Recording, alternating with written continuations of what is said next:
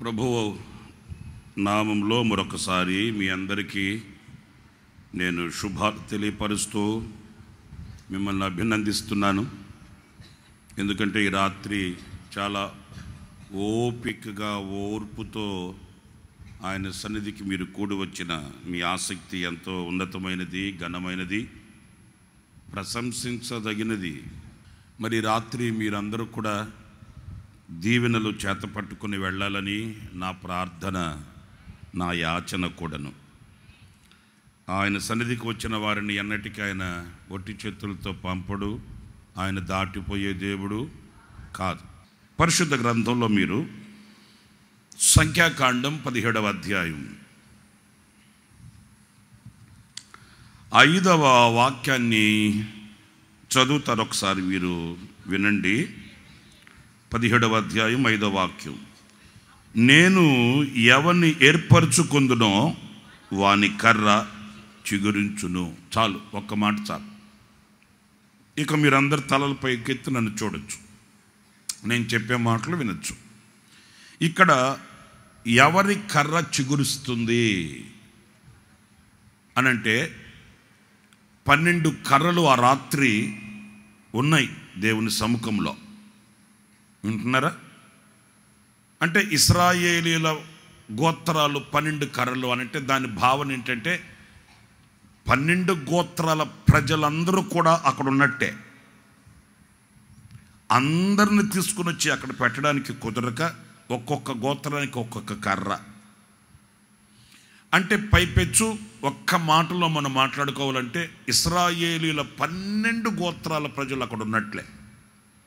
ఇప్పుడు మీరు కూడా దేశం నలుదిక్కుల నుంచి, ఆయా ప్రాంతాల నుంచి దూరం అనుకోకుండా, భారం అనుకోకుండా ఓపికగా మీరు ఇక్కడికి వచ్చారు.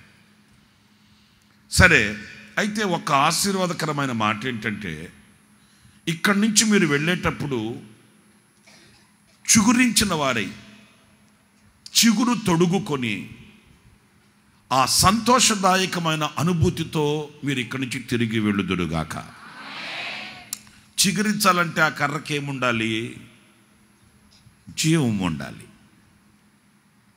జీవం ఉండాలి. కర్ర అంటేనే ఎండింది.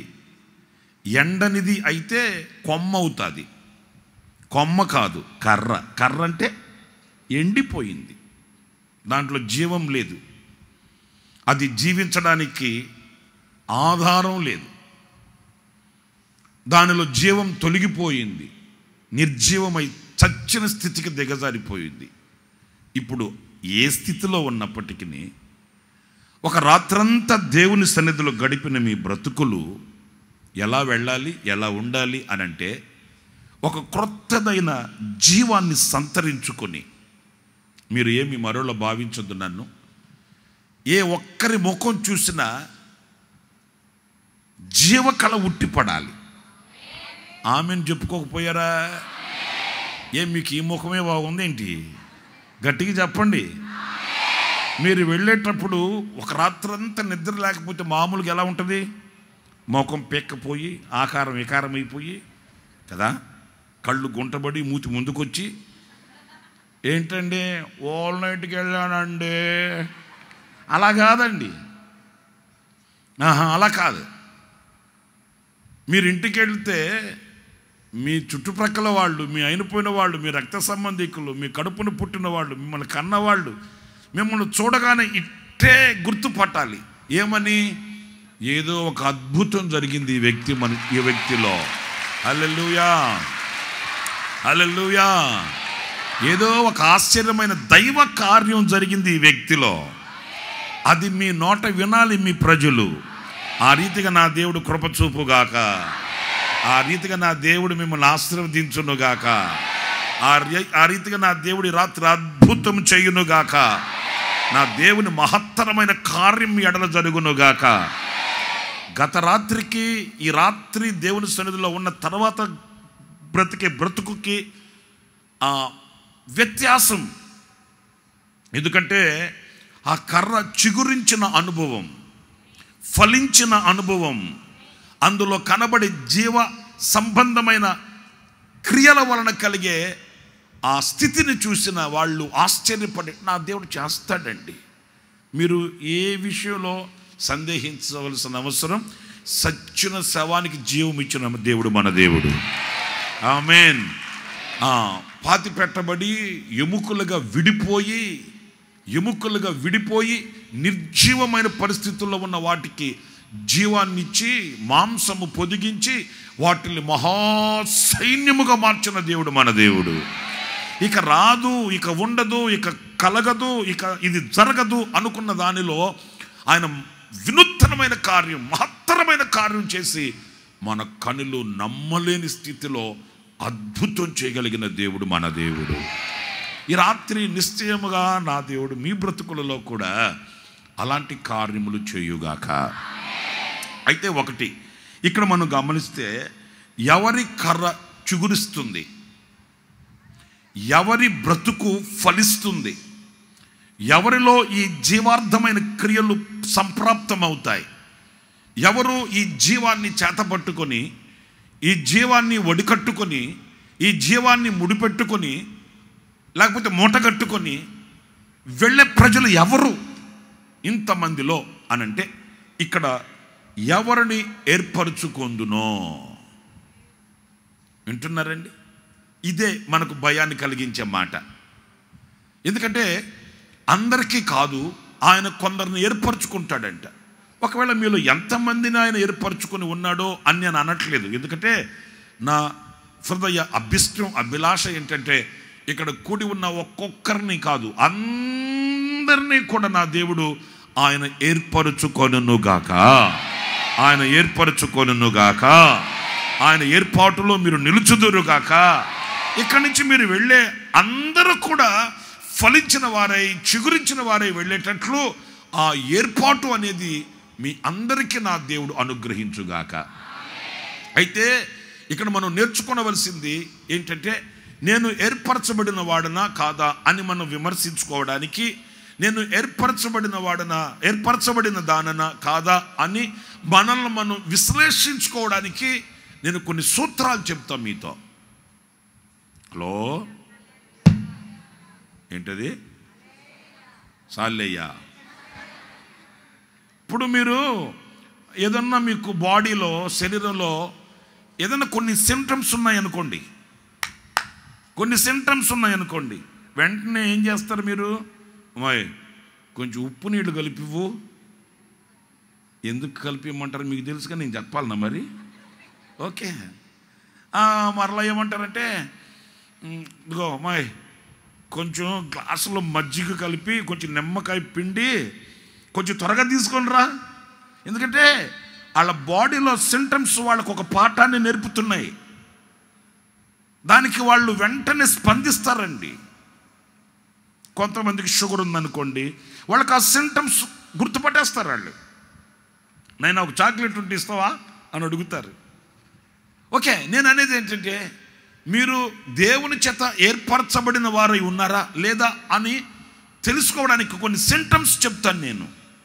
అవి గనక మీరు టాలీ చేసుకుంటే మీకు అర్థమైపోద్ది, అమ్మో నేను ఇంకా ఏర్పరచబడిన వాడును కాదు, నేను ఇంకా గాలి తిరుగుతున్నాను, నేను ఇంకా లోకంలోనే ఉన్నాను. పెద్ద బైబిల్లో కొన్నాను కానీ, పెద్ద ముసుగు వేసాను కానీ, పెద్ద మనిషిగానే ఉన్నాను కానీ, ఈ అబద్ధం ఏంటి మీకు అర్థమవుతుందా? అమ్మో కిస్మిస్ పండగ బాగానే చేశా, ఈస్టర్ పండగకి ఏడ్చి 7 గ్లాసులు పానకం కూడా తాగా, కానీ ఇదేంటిది ఈ వాక్యానికి సరిపోల్చుకుంటే నేను అలాగ లేనే. మీకు అర్థమైపోద్ది. అప్పుడు మీరేం చేయాలి? అర్థమైపోయిందని వ్యర్థంగా వెళ్ళిపోకూడదు. వెంటనే ఈ రాత్రి మీరు పశ్చాత్తాప్తులై ప్రభు పాదాలు పట్టుకుంటే మీలో క్రియ చేస్తున్న చీకటి తొలుగునుగాక, మీలో ఉన్న ప్రతి బలహీనత తొలుగునుగాక, జీవం నా దేవుడు మీకు అందించునుగాక. మీరు మార్పు చెందిన వారై, చిగురించబడిన వారై మీరు తిరిగి వెళుదురుగాక. అయితే ఇక్కడ నేను చెప్పేది, ఏర్పరచబడిన వ్యక్తి ఎలా ఉంటాడు, ఎవరిని ఏర్పరచుకుంటాడు ఆయన? ఒక 2-3 మాటలని మీతో చెప్తాను. అప్పుడు మీకు అర్థమైపోద్ది. పరిశుద్ధ గ్రంథంలో మనకు బాగా చాలాసార్లు చదువుకోవడానికి బాగా మనకు పరిచయమైన వ్యక్తి ఒక ఆయన ఉన్నాడు. ఆయన పేరు యాకోబు. ఏం పేరండి? యాకోబు. మనం చాలాసార్లు తలంచుకుంటుంటాం ఆయన్ని. ఇక చాలాసార్లు అంటే చాలాసార్లే, ఎందుకంటే ఆయనే గొప్ప జనముగా మార్చబడ్డాడు.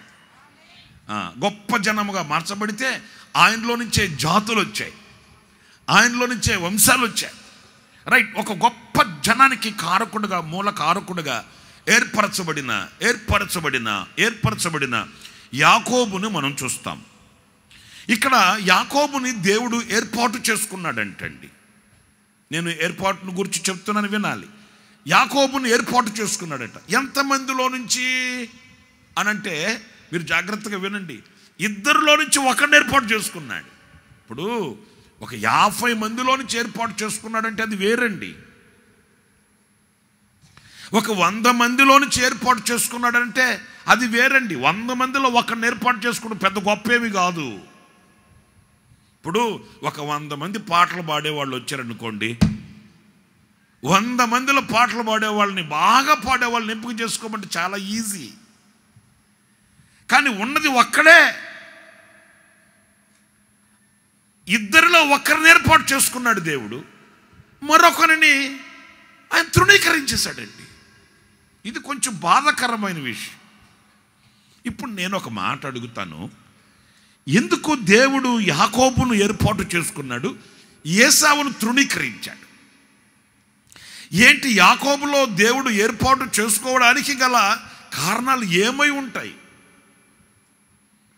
యాకోబు అంటే అంత ఇష్టమా దేవునికి? యాకోబు అంటే అంత ప్రేమ? యాకోబు అంటే అంత మక్కువ?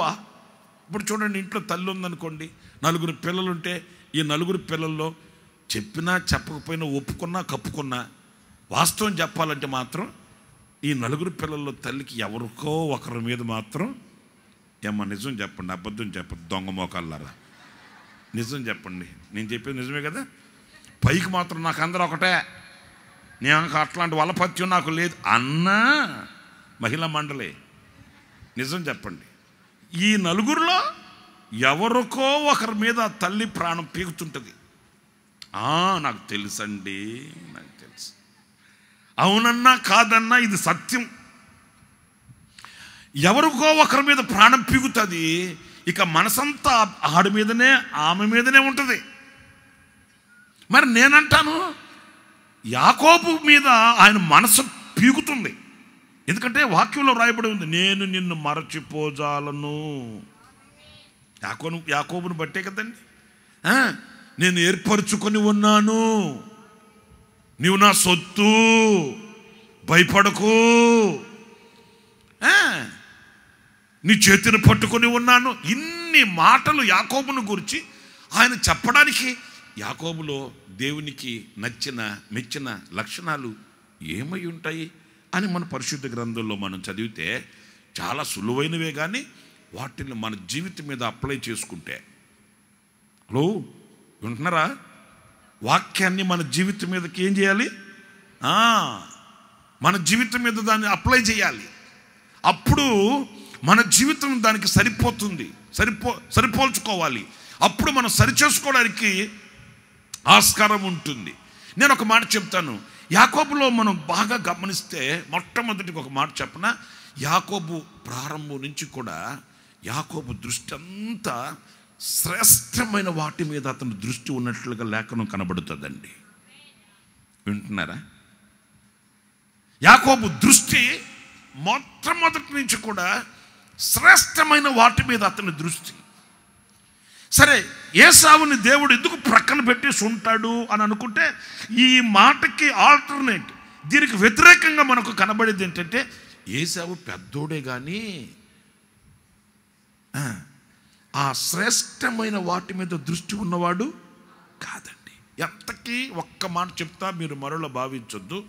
ఎంతకీ ఏసావు ధోరణి ఏంటంటే, పూట గడిస్తే చాలండి. మన పరిభాషలో మనం మాట్లాడుకుంటాం. ఓకే, ఈ ఏసావు యొక్క క్యారెక్టర్ ఏంటయ్యా అంటే, అతనికి ఉన్నతమైన వాటి మీద దృష్టి కానీ, గొప్ప వాటి మీద దృష్టి కానీ, శ్రేష్టమైన శ్రేష్టమైన వాటి మీద మనసు కానీ ఉండనే ఉండదండి. ఈ రోజుకి మనకు పూట గడిచిపోయిందా, స్తోత్రం, నాకు ఆత్రం, నీకంతే. ఈ పూటకి మనకు దొరికిందా, ఈ పూటకి తిన్నావా, ఈ పూటకి అయిపోయిందా, ఇంకా రేపో మాపు సంగతి ఇవిడేమంటే వదిలేంటారు దాని సంగతి అంటాడు. అంతేగాని ఒక శ్రేష్టమైన బ్రతుకు బ్రతకాలి నేను అనకూడదు, మీరు బాధపడతారు. కానీ చాలామందిలో ఇలాంటి అనుభవాలే ఉంటాయండి. నాయనా రక్షణ పొందు, మన పాపముల నిమిత్తమై పశ్చాత్తాపడాలి, మనలో దేవునికి ఆయాసకరమైనవి ఉండకూడదు. అర్థమవుతుందండి? మనలో ఆయనకు ఆయాసకరమైనవి ఉన్న ఎడల మనం ఆయనకు దూరం అయిపోతే ఆ తర్వాత మన యొక్క జీవితపు అనుభవాలలో ఆ దైవశక్తికి మనం పాత్రులు కాలేము. ఇలాంటి మాటలు చెప్తే కొంతమందికి ముండ్ల మీద కూర్చున్నట్టు ఉంటుందండి. వాళ్ళు ఏమంటారు తెలుసా, ఆపు, ప్రభుని నమ్ముకుంటే, దేవుడిని నమ్ముకుంటే ఇప్పుడు ఆయన పరలోకం నుంచి ఏమైనా మూట కట్టి దింపుతాడా, దాని సంగతి చెప్పు. ఈడు బతుకంత మూటే. కానీ నిజం నేను చెప్పామాట, ప్రభుని నమ్ముకుంటాం, ఇప్పుడు మేము ప్రభుని నమ్ముకుంటే మా అప్పులు కట్టేస్తాడా? ఎందుకు కట్టేస్తాడు? చేసింది నువ్వైతే. నాకు తెలియక అడుగుతానండి. నోటికి చేతికి యామారకుండా చేపల మాంసం రొయ్యలు తింటివి, తిన్నప్పంతా తీసుకెళ్ళి నువ్వు కట్టయ్యా అంటే ఆయన ఏ బ్యాంకు దోపిడీ చేయాలి? నేను అనేది ఏంటంటే కొంతమందికి ఈ అల్పమైన వాటి మీదే దృష్టి. కానీ ఇంకా నేను ఆత్మీయులు చెప్పాలంటే ఏమి తిందుమా, ఏమి తాగుదుమా, ఏమి ధరించుకుందుమా, ఉదయం ఇది తిన్నాం, రాత్రికి ఇది తిన్నాం, మధ్యాహ్నం విడి తిన్నాం, ఇదే. కానీ ఆ శ్రేష్టమైన వాటి మీద కాంక్ష కానీ, ఆ శ్రేష్టమైన వాటి మీద మనసు కానీ, శ్రేష్టమైన వాటి మీద దృష్టి కానీ అస్సలు ఉండదండి, అస్సలు ఉండదు. ఇదిగో నేను చెప్పానే కొన్ని సింటమ్స్ మనం గుర్తుపట్టాలని. ఇప్పుడు మీరు పరీక్ష చేసుకోవాలి. అయ్య బాబోయ్ నిజమే కదా, మరి నేనేమో ఎప్పుడు ఇట్లాగే కదా బ్రతికేది, ఎప్పుడు నాకు ఉన్నతమైన వాటి మీద, రమ్యమైన వాటి మీద, శ్రేష్టమైన వాటి మీద మనకు దృష్టి నిలబదే. మనకి ఎంతసేపటికి అల్పమైన వాటి మీద కదా దృష్టి. అలాగైతే మనం ఏర్పరచబడిన సంఖ్యలో లేము కదా అని మీరు డిక్లేర్ చేసుకోవాలి. అంతే. మీరు మిమ్మల్ని మీరు పరిశీలించుకొని ఒక ఘాటుకు వచ్చేయడమే. మరలా దీనికి వేరొక డిటెక్టర్స్ అవసరం లేదు. మెటల్ డిటెక్టర్ పెట్టి, థర్మామీటర్ పెట్టి, స్టెథోస్కోప్ పెట్టి, లేకపోతే సిటీ స్కాన్ చేసి ఇక్కడ రిపోర్ట్లు ఇచ్చేది ఏముండదు. అబద్ధం ఆడని అర్థం ఎదుట నిలబడగానే మీ సహజ రూపం కనబడిపోవాలి. వింటున్నారని చెప్పేది. ఆ దృష్టి దేని మీద ఉంది? ఇప్పుడు మోషే ఉన్నాడండి. ఎవరు? అందరూ చెప్పండి. మోషే ఉన్నాడు. ఆయనకేంటి తక్కువ? శుభ్రంగా చలువురాతి బండలు, అబ్బో రాజు కోట, రాజు భోజన పదార్థాలు. ఏమా రాజుగారి ఇంట్లో మనలాగా సొరకాయ పచ్చడి, దోసకాయ పచ్చడి, బెండకాయ తాలింపు ఉంటుందా ఏంటి? గుట్టకలు మింగుతున్నారేంటి? నాకు తెలియక అడుగుతున్నాను లేండి. రాజుగారి ఇంట్లో పచ్చిమిరపకాయల పచ్చడి, ఎండు చేప పులుసు. శోధించాలి రాత్రి మిమ్మల్ని ఎన్ని చెప్పి నేను. ఇలాంటివి ఉంటాయండి రాజుగారి ఇంట్లో? మాట్లాడరేంటి? గట్టిగా చెప్పండి. మరి ఏముంటాయి? అయ్యో శ్రేష్టమైన పదార్థాలు కదా రాజుగారి ఇంట్లో. రాజుగారి భోజనం దగ్గర రాజుగారి భోజన పదార్థాలు ఎలా ఉంటాయి? కాటాకోడు లోట సాంబార్ ఉంటుందా? మరి అంతటి వైభవంలో, అంత వైభవంలో బ్రతుకుతున్న మోషే అంట బహుమానము కొరకే దృష్టి కలిగి ఉంటున్నారా? ఆయన దృష్టి దేని మీద? ఎందుకు మోషేని దేవుడు ఏర్పాటు చేసుకున్నాడంటే అతని దృష్టి, అతని మనసే. పట్టుకున్న బైబిల్ని బట్టి కాదు, వేసుకున్న ముసుగును బట్టి కాదు, వేసుకున్న బట్టలు బట్టి కాదండి, ఆ మనసే. మన దేవుడు ఏదో పై రూపాన్ని చూసి మరిసిపోయి ఆయన మూటెత్తి నెత్తి మీద పెట్టి సాగనంపేవాడు కాదండి. నీ అంతరంగాన్ని చూస్తాడు, నీ ఊహల జనకాన్ని చూస్తాడు, నీ గుండెల్లో ఉండే ఆ తలంపుల యొక్క ప్రారంభం ఉందే. ఓకే, నీ అణువులో ప్రతి పరమాణువు తెలుసు ప్రభువుకి. ఆయనకి మరుగైనది ఏది కూడా. ఈరోజు ఎలా ఉన్నావు, రేపు ఎలా ఉన్నావు, మరునాడు ఎలా ఉంటావు, నీ ముగింపు ఏంటో కూడా ప్రభు స్పష్టంగా చెప్తాడు. మరి ఎందుకు దేవుడు మోషాన్ని ఏర్పాటు చేసుకున్నాడు, ఎందుకు యాకోబుని ఏర్పాటు చేసుకున్నాడు, ఎందుకు అబ్రహాముని ఏర్పాటు చేసుకున్నాడు? వీళ్ళందరి చరిత్ర ఒకటే చెప్తుందండి. వాళ్ళ దృష్టి అంతా కూడా అల్పమైన వాటి మీద లేదండి. పాలు తేనెలు ప్రవహించు దేశాన్ని తీసుకెళ్ళి నీకు నీ సంతతికి నేను వాగ్దానంగా ఇస్తున్నానయా ఈ దేశాన్ని అలా అన్నాడు. మనమైతే ఏమని ఉండేవాళ్ళమే? ఆదివారం ఇంత పెద్ద సాచుకుని చెప్పి ఉండేవాళ్ళం లేచి. నేనైతే భయంకరంగా కష్టాలు పడ్డాను. చిన్న ఇంట్లో, జానుడు ఇంట్లో మూరడు కర్ర, ఏ కర్ర, అమ్మో నేను భయంకరంగా ఇబ్బంది పడుతుంటే నా దేవుడు ఆశీర్వదించాడు అని చెప్పి. మరి అబ్రహాం అలాగా చెప్పట్లా. నేను చాలా తిప్పలు పడ్డాను, ఇబ్బంది పడ్డాను, కష్టాలు పడ్డాను, కన్నీళ్లు పెట్టాను, నా కుటుంబ పటాపంచలైపోయింది, ఈ మార్గంలో నేను ఎన్నో ఇబ్బందులు పడ్డాను, నా దేవుడు నాకు ఇప్పుడు ఇబ్బందులను తొలగించి ఈ విశాలమైన దేశాన్ని ఇచ్చాడు. ఎలా చెప్పట్లేదండి. దేవుడిచ్చినా ఆయన ఏం కోరుకున్నాడో తెలుసండి? నాకు ఆ ఇరుకైన మార్గమే కావాలి. మనం కోరుకుంటామా? నాకు ఆ ఇబ్బందికరమైన మార్గమే కావాలి. దేనికి అనంటే నా దృష్టి వీటి మీద లేదు, నా మనసు వీటి మీద లేనే లేదు.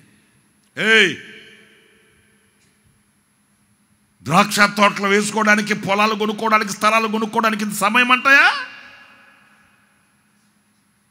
మరి ఈయనేమో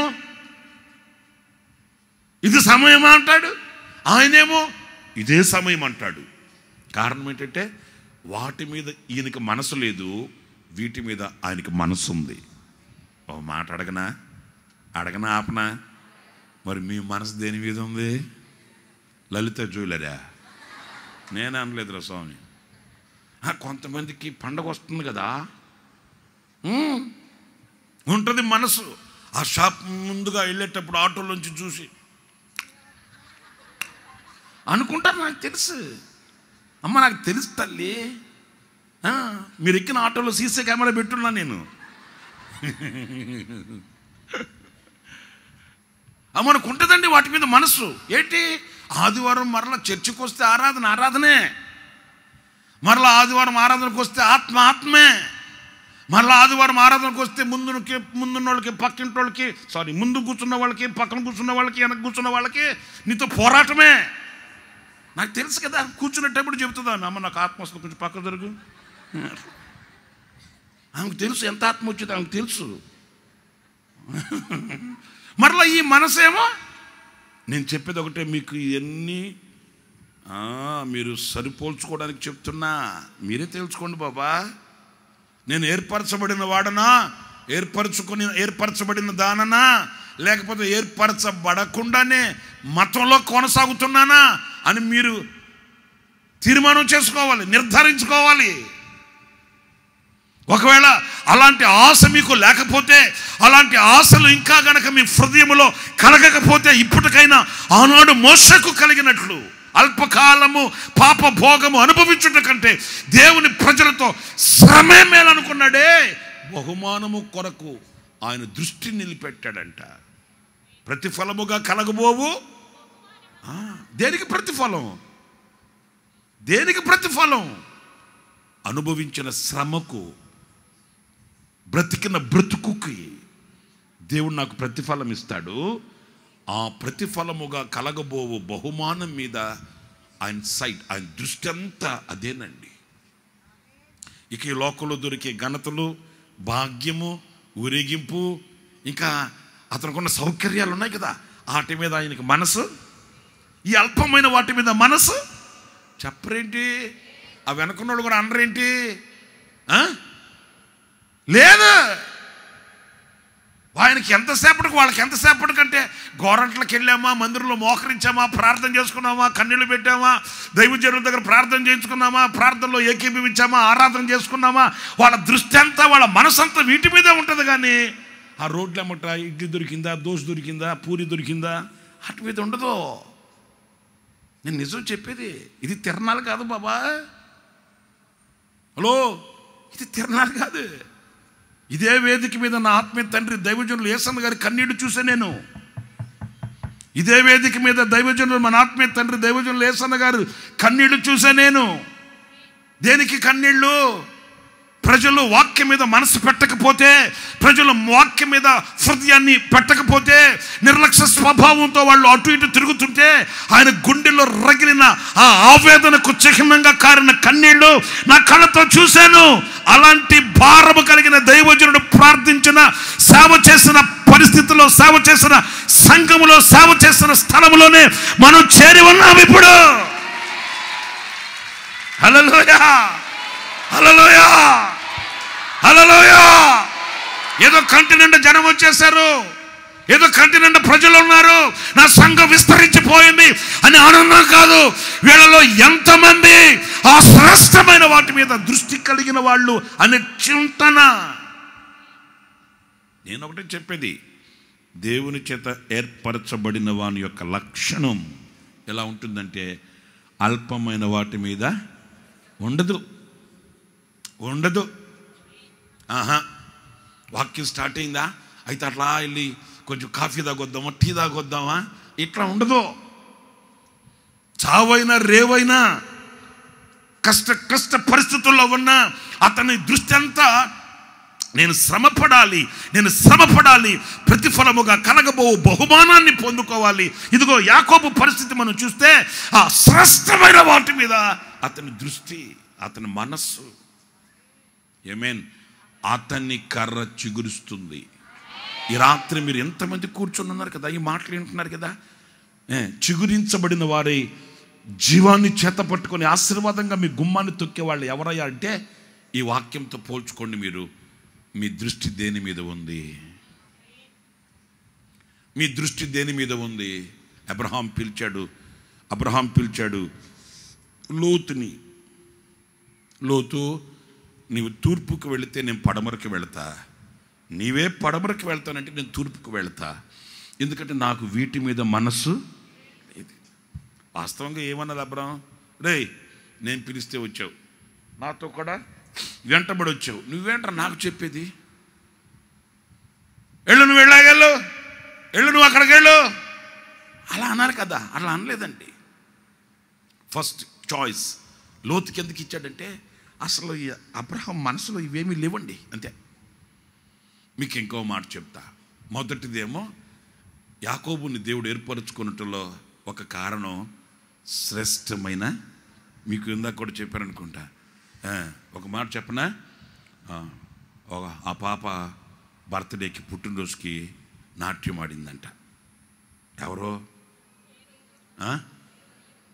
పేర్లు పెట్టాయా? గట్టి చెప్పండి మరి. ఆ యవనస్తురాలు, ఆ పాప వచ్చి నాట్యం ఆడితే ఈ రాజు అంటాడు, నా రాజ్యంలో సగభాగం ఇచ్చేస్తానంటాడు. ఎంత కనులు మందగిలిన వాడు చూడండి. నాట్యం ఆడిన దానికి రాజ్యం సగభాగం ఇచ్చేస్తాడట. అంటే నాట్యం ఎంత, దాని బతుకెంత. ఇతనికి ఏది ఘనమైనది, ఏది అల్పమైనది తెలీదు. హలో, తెలియదండి. అరే, ఈ అల్పమైన దాని కొరకు ఇంత శ్రేష్టమైన దానిని ఎలాగ ఇవ్వాలి, ఇలా శ్రేష్టమైన దానిని ఎలాగ పోగొట్టుకోవాలి, ఆ విచక్షణ లేదు. అల్పమైన వాటి కొరకు ఘనమైన వాటిని చేజార్చుకునే వ్యక్తులు ఉన్నారండి. వింటున్నారా నేను చెప్పిన మాట? శ్రేష్టమైన వాటిని శ్రేష్టమైన వాటిగా చూసే నేత్రాలు లేవు. యాకోబు అలా కాదు. అతడు ఆ శ్రేష్టమైన వాటి మీద మనసు పెట్టి దృష్టించి వాటి కొరకు ప్రయాసపడిన వాడు. ఇంకా మీరు యాకోబు యొక్క అనుభవాల్లో మీరు చూస్తే ఇంకొక 2-3 మాటలు నేను జ్ఞాపకం చేసి మీకు కొన్ని విషయాలు చెప్తాను. అదేంటంటే చూడండి, సంఖ్యాకాండం 23వ అధ్యాయంలో మీరు చాలాసార్లు చదువుతుంటారు. మరొకసారి ఆ మాటలు చదువుదాం. 23వ అధ్యాయం 21వ వాక్యం దగ్గర నుంచి.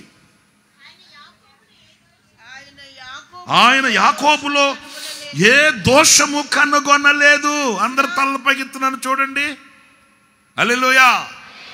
ఇంకొకసారి చెప్పండి, ఇంకొకసారి చెప్పండి.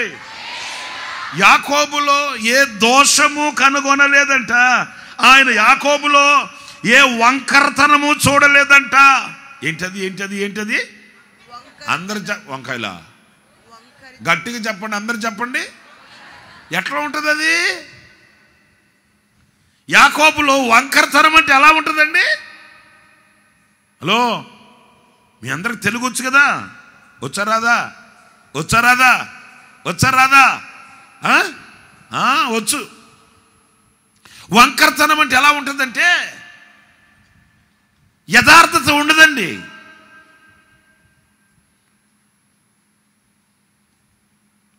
హృదయంలో పవిత్రమైన అనుభవాలు ఉండవండి. అన్నీ కూడా ఎలా ఉంటుందంటే మన వాడుక భాషలో మనం మాట్లాడుకోవాలంటే మన వాళ్ళు అంటుంటారు కదండి, అబ్బా వీడు అన్ని కుయుక్తులు రా అంటారండి. ఏంటిది? కుయుక్తి. అన్ని కుయుక్తి. యుక్తిగా మాట్లాడడం, కుయుక్తిగా ప్రవర్తించడం, యథార్థత లేకపోవడం. ఇంకా చెప్పనా, దేవునికి అయిష్టమైన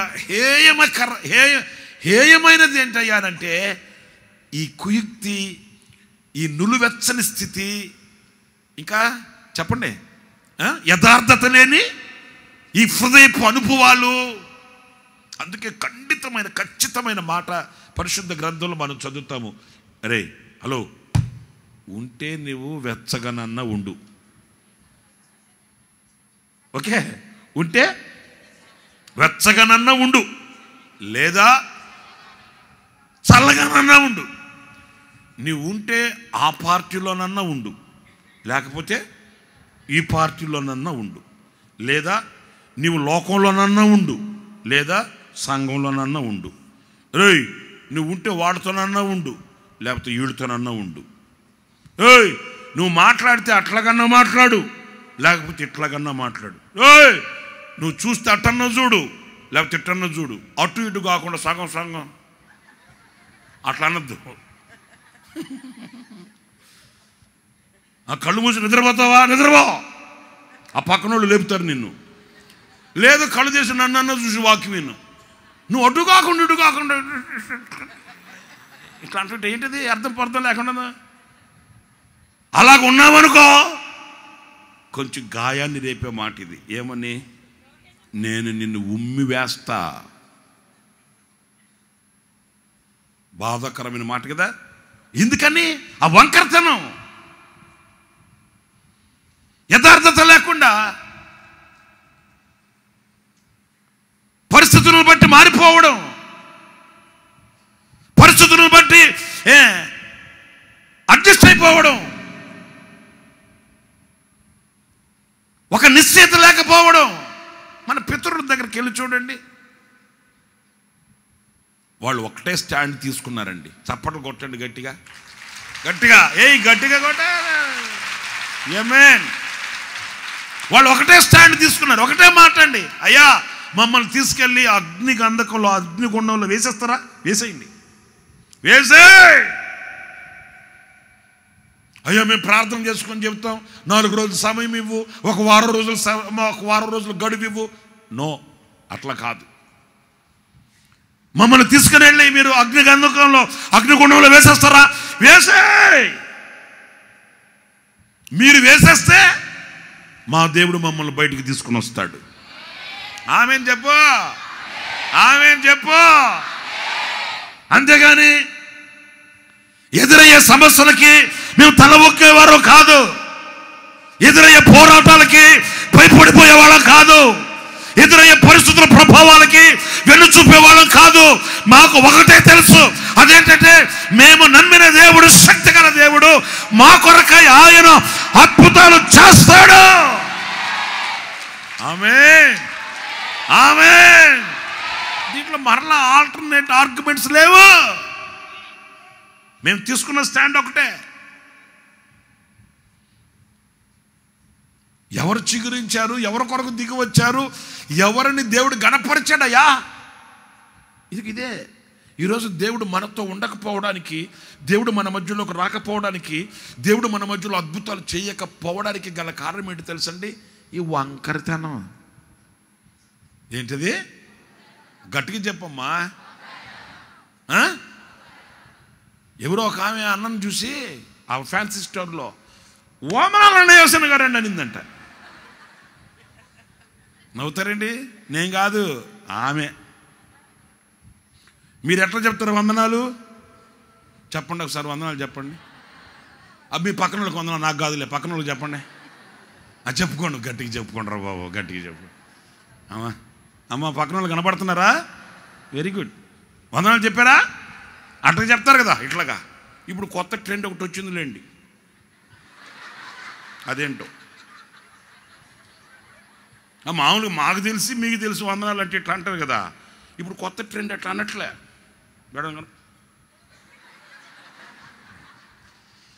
సరే, ఆమె అట్లా అనలా ఇట్లా అనలా. యేసన్న గారిని చూడగానే ఓమనాలు యేసన్న గారు అంటే ఈమె ఎవరు రా బాబు అని బాగా చూసి, అన్న నీకు అన్న సంగతి మీకు తెలుసు కదా అన్న అన్నాడంట. అమ్మ ఇక్కడక్కడ పంపులో నీళ్ళు వచ్చే పని తిప్పి మొహం కడుకొచ్చుకుపోమ్మా అని చెప్పాడంట. ఎందుకంటే ఆమె చర్చిలో ఏమో సాదా మొఖం, ఇప్పుడేమో సార మొఖం, ఇంత పెద్ద బొట్టు పెట్టుకొని ఉందంట. యేసన్న గారు చూస్తే ఈమె చర్చిలో ఏమో సాదా మొఖం వేసుకొని ఉంటుంది, ఇప్పుడేంటి ఇట్లా ఉంది అనుకుంటాడేమో. ఒరే బాబు, నేను ఒక మాట అన్నా, యేసన్న గారు అనుకుంటాడేమో అనుకుందే కానీ యేసయ్య ఏమన్నా అనుకుంటాడేమో అనుకుందా? ఇక యేసన్న గారిని సడన్గా చూసేసరికి ఏం చేయాలరా బాబు అని యేసన్న గారి దగ్గర మన్నన పొందడానికి వందనాలు చెబుతూ. వంకర బుద్ధి అంటే ఇదే. నేను చెప్పింది మీకు అర్థమైందా? ఒక దయ్యం పట్టిందంట ఒక ఆమెని, విశ్వాసనే, పిశాసిని కాదు. దయ్యం పడితే అన్నెళ్ళి పెటా పెటా కొట్టాడట. సైతన విశ్వాసం అనుకున్నావు, ఏమనుకున్నావు, ఎందుకు పట్టావు అంటే ఆ దయ్యం అంటదట, దా యేసన్న గారు కొట్టబాకండే, నువ్వు అడిగింది ఎప్పుడన్నా చెప్పకుండా ఉన్నాను నేను, కొట్టబాకు, నీ చేయబలి సురుకు, కొట్టబాకు, నన్ను అడుగు ఏంటో చెప్తారు కదంటే, సైతన ఏంటి నిన్ను అడిగేది, ఎందుకు పట్టావు, విశ్వాసం అనుకున్నావా లేదా అంటే ఆ దెయ్యం చెప్పిందంట, విశ్వాసలే, నువ్వేమో విశ్వాస అంటావు, మరి విశ్వాస అయితే అందరూ పడుకున్న తర్వాత సినిమా పెట్టుకుని ఎందుకు చూస్తుంది ఇది? అదే వంకర బుద్ధి అంటే. అమ్మా మహిళా మండలే, మా లోకం, ఇదే వంకర బుద్ధి అంటే. ఆ దయ్యం చెప్తుందంట, అందరిని పడుకొని పెట్టుకొని సినిమా చూస్తావు నింది ఇది, అప్పుడు బట్టి దీన్ని వింటున్నారా? మరలా ఇక్కడికి వచ్చాము చెప్పండి, అంటే మళ్ళీ ఏమో పాడబడితే గిరగిరా గిరగిరా గిరగిరా అంటుంటారు. ఈ గిరగిరా ఏంది ఏంటి నాకు అర్థం కాదు. ఇదే వంకర బుద్ధి అంటే. నువ్వు ఉంటే అటన్నా ఉండు, లేదా ఇటన్నా ఉండు, అటుగా. యాకోబులో ఇట్లాంటిది ఏం లేదు. యాకోబు డైరెక్ట్ ఫేస్ టు ఫేస్ అడిగాడు దేవుడు, ఏయ్ యాకోబు నీ పేరేంటి చెప్పాడా లేదా? వంకరగా చెప్పాడేమన్నా? నాదంటే నేనంటే అంటే అంటే అంటే మా అమ్మేమో నా పేరు టైటస్ అని పెట్టింది, మరి స్కూల్లో ఏమో వెంకటేశ్వర అని పెట్టారు. ఒరే వద్దు, కథ వద్దు మనకు, డైరెక్ట్గా చెప్పు, అసలు సగం చెప్పు. అన్ని వంకర బుద్ధులండి. ఇన్ని వంకర బుద్ధులు పెట్టుకుని మళ్ళీ ఇక్కడికి వచ్చి ఎక్కడండి ఎక్కడ చెప్పు? అన్ని వంకర బుద్ధులే. మాట్లాడితే వంకర బుద్ధులు, చేస్తే వంకర బుద్ధులు.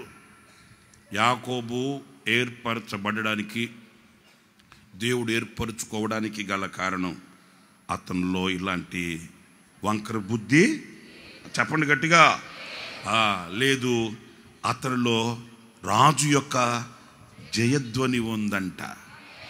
ఏముందంట? రాజు యొక్క జయధ్వని. అంటే ఎప్పుడన్నా చూడు, అపజయపు మాట అతని నోట రాదా? ఎప్పుడన్నా చూడు, సచ్చే శవం దగ్గర కన్నా వెళ్ళి ఏమంటాడు తెలుసా? నువ్వు చావో, నువ్వు బతుకుతావు అంటాడు. నీకేమన్నా రాత్రి దేవుడు దర్శనం చూపించాడా? దర్శనం చూపించాల్సిన అవసరంలా. నా నోట వచ్చేది విజయమే. అపజయపు మాట నా నోట రాదు. నాకు అపజయము తెలియదు. నా దేవుడు నన్ను దీవిస్తాడు, నా నోటి మాట రూఢిపరుస్తాడు. ఇక అతనిలో ఆ జయధ్వని, ఏ ధ్వని? అందరు చెప్పండి, ఏ ధ్వని?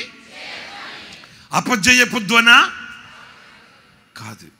ఎప్పుడు విజయాన్ని గూర్చిన తలంపు, ఎప్పుడు జయాన్ని గూర్చిన ఆలోచన, ఎప్పుడు దేవుడిచ్చే విజయాన్ని గూర్చిన ఆ ధ్యానం. జయమే నాశ అధియే నీ కాంక్ష, నీకేనా స్తోత్రార్పణలు. నా యేసయ్యా నీ దివ్య సేవలో నా జీవితం పరిమళించెనే, నా జీవితం పరిమళించెనే. నా యేసయ్యా నీ దివ్య సేవలో నా జీవితం పరిమళించెనే, నా జీవితం పరిమళించెనే. జయించిన నీవు నా పక్షమై ఉండగా, జయమిచ్చు నీవు నన్ను నడుపుచుండగా. జయించిన నీవు నా పక్షమై ఉండగా, జయమిచ్చు నీవు నన్ను నడుపుచుండగా. జయమే నాశ అధియే నీ కాంక్ష, నీకేనా స్తోత్రార్పణలు. జయమే నాశ అధియే నీ కాంక్ష, నీకేనా స్తోత్రార్పణలు. నా యేసయ్యా నీ దివ్య సేవలో నా జీవితం పరిమళించెనే, నా జీవితం పరిమళించెనే. నా యేసయ్యా నీ దివ్య ప్రేమలో నా జీవితం పరిమళించెనే, నా జీవితం పరిమళించెనే. హల్లెలూయా చెప్పాలి, హల్లెలూయా. యాకోబులో ఎప్పుడు జయధ్వనంట. ఆమేన్ చెప్పండి గట్టిగా, హల్లెలూయా. ఒకవేళ కష్టాల కడలిలో నిలబడినా, పోరాట పటిమలో నడుస్తున్నా, ఇరుకైన మార్గములో అలజడి పాలవుతున్నా, మరణ భయము చేత, మరణ భీతి చేత అతడు నలిగిపోతున్నా, అతనికి ఒకటే తెలుసు, దేవా నీవు ఆశీర్వదిస్తే ఈ మరణ భయం నా దగ్గర నుంచి తొలగిపోద్ది. హల్లెలూయా. నీవు దిగి వస్తే నేను ఈ స్థితిగతుల మధ్యలో నుంచి నేను తప్పించబడి, విడిపించబడి, విమోచించబడి నీ కొరకే సాక్షిగా బ్రతుకుతా. దిగిరా అంటే ఆ విశ్వాసం అతని గుండెల్లో ఉందండి. ఆమేన్ హల్లెలూయా. నేను ఒక మాట మిమ్మల్ని అడుగుతున్నాను, విశ్వాసంతోనే ఇక్కడికి వచ్చారా? ఏమో నాకు నమ్మకం కుదరట్లే. గట్టిగా చెప్తే కదా మీరు. ఎలాంటి విశ్వాసం? ఏమో వెళ్తున్నా, చేయిస్తే చేశాడు, లేకపోతే పోవడమే అంతేవా. నా చెవులతో నేను విన్నాను సామె. ఒక సహోదరు నా దగ్గరకు వచ్చి, అన్నా గత రాత్రి ఉరి పెట్టుకుని చచ్చిపోదాం అనుకున్నాను అన్న. నా బంగారు తల్లే, మళ్ళీ నా పర్మిషన్ ఎందుకమ్మా దానికి అంటే, అవునన్నా ఉరి పెట్టుకుని చచ్చిపోవాలనుకున్నాను అన్న. నేను చచ్చిపోయింటే ఈరోజు నా సమాధి కార్యక్రమానికి వచ్చిండేవాడు అన్న. నేను రాను తల్లే, పోలీసులు వస్తారు. నేను తిట్టా, ఏం పనులు మా పనులు, పిచ్చి పనులు, అఘాయిత్యాలకు పాల్పడచ్చట్ల తప్పు కదా. ఆమె అసలు సంగతి పాపం, ఆమె చెయ్యి ఇట్లా చూపెట్టింది. చూడన్నా గుండె జల్లుమనిందండి, బ్లేడ్తో కోసేసి ఉన్నాడండి. ఇట్లాంటి హింసలన్న నాకు ఇంట్లో బ్లేడ్తో కోసేస్తున్నాడు. ఇంకా ఆమె కొన్ని విషయాలు చెప్పింది, కానీ మీకు అనవసరం లేండి అయింది. చిత్రవదన చేస్తాడన్న. ఇట్లాంటి బ్రతకడం కట్టి చచ్చిపోవడం మేలనుకొని రాత్రి ఆ ఫ్యాన్కి చీర ముడిపెట్టి గొంతుకి ముడి పెట్టుకుంటుందంట. ఆమెకి 2 పిల్లలు. ఆ చాప మీద పడుకుని ఉన్న పిల్లలు ఎవరో వాళ్ళని తట్టి లేపినట్లుగా మెలకు వచ్చింది. వాళ్ళకి కళ్ళు తెరిచి చూస్తే ఈమె స్టూల్ మీద ఎక్కుంది, గొంతుకి ఉరి పెట్టుకుంటుందంట. ఆ 2 పిల్లలు గావు కేకేసి అమ్మా నుంచి కాళ్ళు పట్టుకున్నారంటండి. మమ్మల్ని వీధుల పాలు చేసి అనాథులుగా చేసేస్తావు అమ్మా, నువ్వు కూడా లేకపోతే మేము ఎట్లా బతుకుతామమ్మా అని ఏడిస్తే ఆ చీర మరలా ఇట్లాగా ముడి తీసేసుకుని దిగి ఒకరిని పట్టుకుని ఒకరు ఏడ్చుకున్నారంట. సరే, ఆ సంగతి నాతో చెప్తే నాకు కూడా కళ్ళెమ్మటి నీళ్ళు వచ్చాయి. అయ్యో అని నేను ఆమెకి ఇంచుమించు ఒక అర్ధగంట కూర్చోబెట్టి మాటలు చెప్పి, వస్తాయమ్మా, ఇలాంటి పరిస్థితుల్లో మనం ఓర్పు కలిగి ఉండాలి, సహించాలి, ప్రార్థన చేద్దాం. ప్రార్థన కంటే అసాధ్యమైంది ఏముంది? మన దేవుడు తలంచుకుంటే ఒక్క క్షణం సరిపోద్ది కదా, ఒక్క క్షణం. నువ్వు అట్లా చేసుకుంటే ఎట్లాగమ్మా అని ధైర్యం చెప్పాను. సరే, ఆమె నాతో చెప్పిన పరిస్థితులను బట్టి చిన్న ప్రార్థన చేస్తానమ్మా, త్వరగా ఇంటికి వెళ్ళిపో, ఆ మూర్ఖుడు వచ్చేసరికి ఇంట్లో ఉండు, ఎందుకు వచ్చిన గొడవ, జ్ఞానంగా ప్రవర్తించు అని నేను చెప్పాల్సిన మాటలు చెప్పి ప్రార్థన చేశాను. నేను ప్రార్థన చేస్తుంటే ఆయన కూడా ఆమె అంటుంటే నేను నిజం చెప్తున్నాను, చాలా వేదనతో చేశానంటే. ఎందుకంటే నా కళ్ళతో చూసా పచ్చి గాయాలు. ఆడ మూర్ఖుడు, మరి ఏం చేస్తాం? సరే, ఎందుకు మాట చెప్పానంటే, ఈ మాట ఎందుకు చెప్తున్నానంటే, ఆమెకి నేను ప్రార్థన చేశాను కన్నీళ్ళతో. ఆమె కూడా పాపం ప్రార్థన చేసుకుంది, వెళ్తుంది. మౌనంగా ఉండకూడదు, నాకు ఓవర్ అయింది భక్తి. ఆమె వెళ్తుంటే అంతటితో ఊరుకుండకుండా నేను అన్నానమ్మా, నువ్వు వెళ్ళేసరికి నా దేవుడు అద్భుతం చేసి ఉంటాడు అన్నాను. ఆమె చెప్పులు తొడుక్కుంటూ వెనక్కి తిరిగి అనింది, నువ్వేమన్నా చేసుకున్నా ఆయన మారడన్నా అనింది. నేనేం చేసుకునేది ఏంది? అడే నా మొగుడా ఏమన్నా ఉంటుంది, నువ్వేమన్నా చేసుకున్నా ఆయన మారడన్నా. మరి ఇప్పుడు దాకా అర్ధగంట నేను చెప్పిన వాక్యాలు ఎవడికి? నేను ప్రార్థన చేస్తుంటే అన్న ఎవడికన్నా? ఇప్పుడు చెప్పండి, మీ విశ్వాసం ఎట్లాంటిది? నవ్వుతారేంటి? చేసినంతసేపు చేయడం, ఆఖరిలో మన విశ్వాసం ఇదే. పర్వతమా ఎళ్ళు సముద్రం పడిపోద్దా లేదా? ఏదో ఆ ముగ్గురు ముందున్న 4-5 చెప్తున్నారు, కానీ మిగతా వాళ్ళందరూ అది అట జరుగుతుందా అన్నట్టున్నారు. యాకోబులో ఉండేది అదే, జయధ్వని. హల్లెలూయా, హల్లెలూయా. అసాధ్యమైనవి సుసాధ్యము పరచగలిగిన శక్తి గల దేవుడు నాతో ఉన్నాడు. హల్లెలూయా, హల్లెలూయా.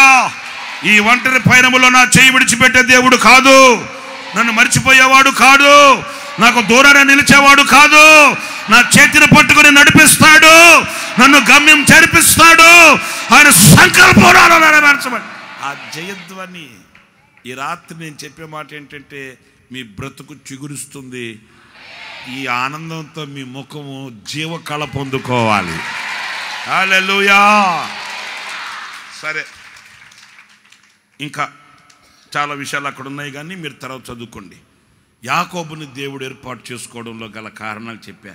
ఈ వాక్యంతో ఇప్పుడు మీరు పోల్చుకొని ఓహో, ఏర్పరచబడిన వాని యొక్క లక్షణాలు ఇలా ఉంటాయన్నమాట. అయితే ఇప్పుడు మనకు ఇలాంటి లక్షణాలు ఉన్నట్టా లేనట్టా? మేము మాట్లాడరేంటి? ఇంత తిన్న తర్వాత మీరు సందిగ్ధంలో పడ్డారు కదా, మరి అదే చెప్పేది.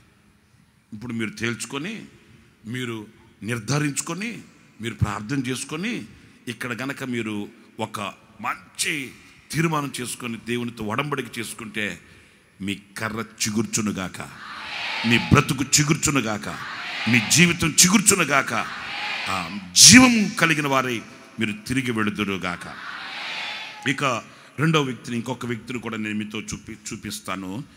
అపోస్తలుల కార్యాల గ్రంథం 13వ అధ్యాయం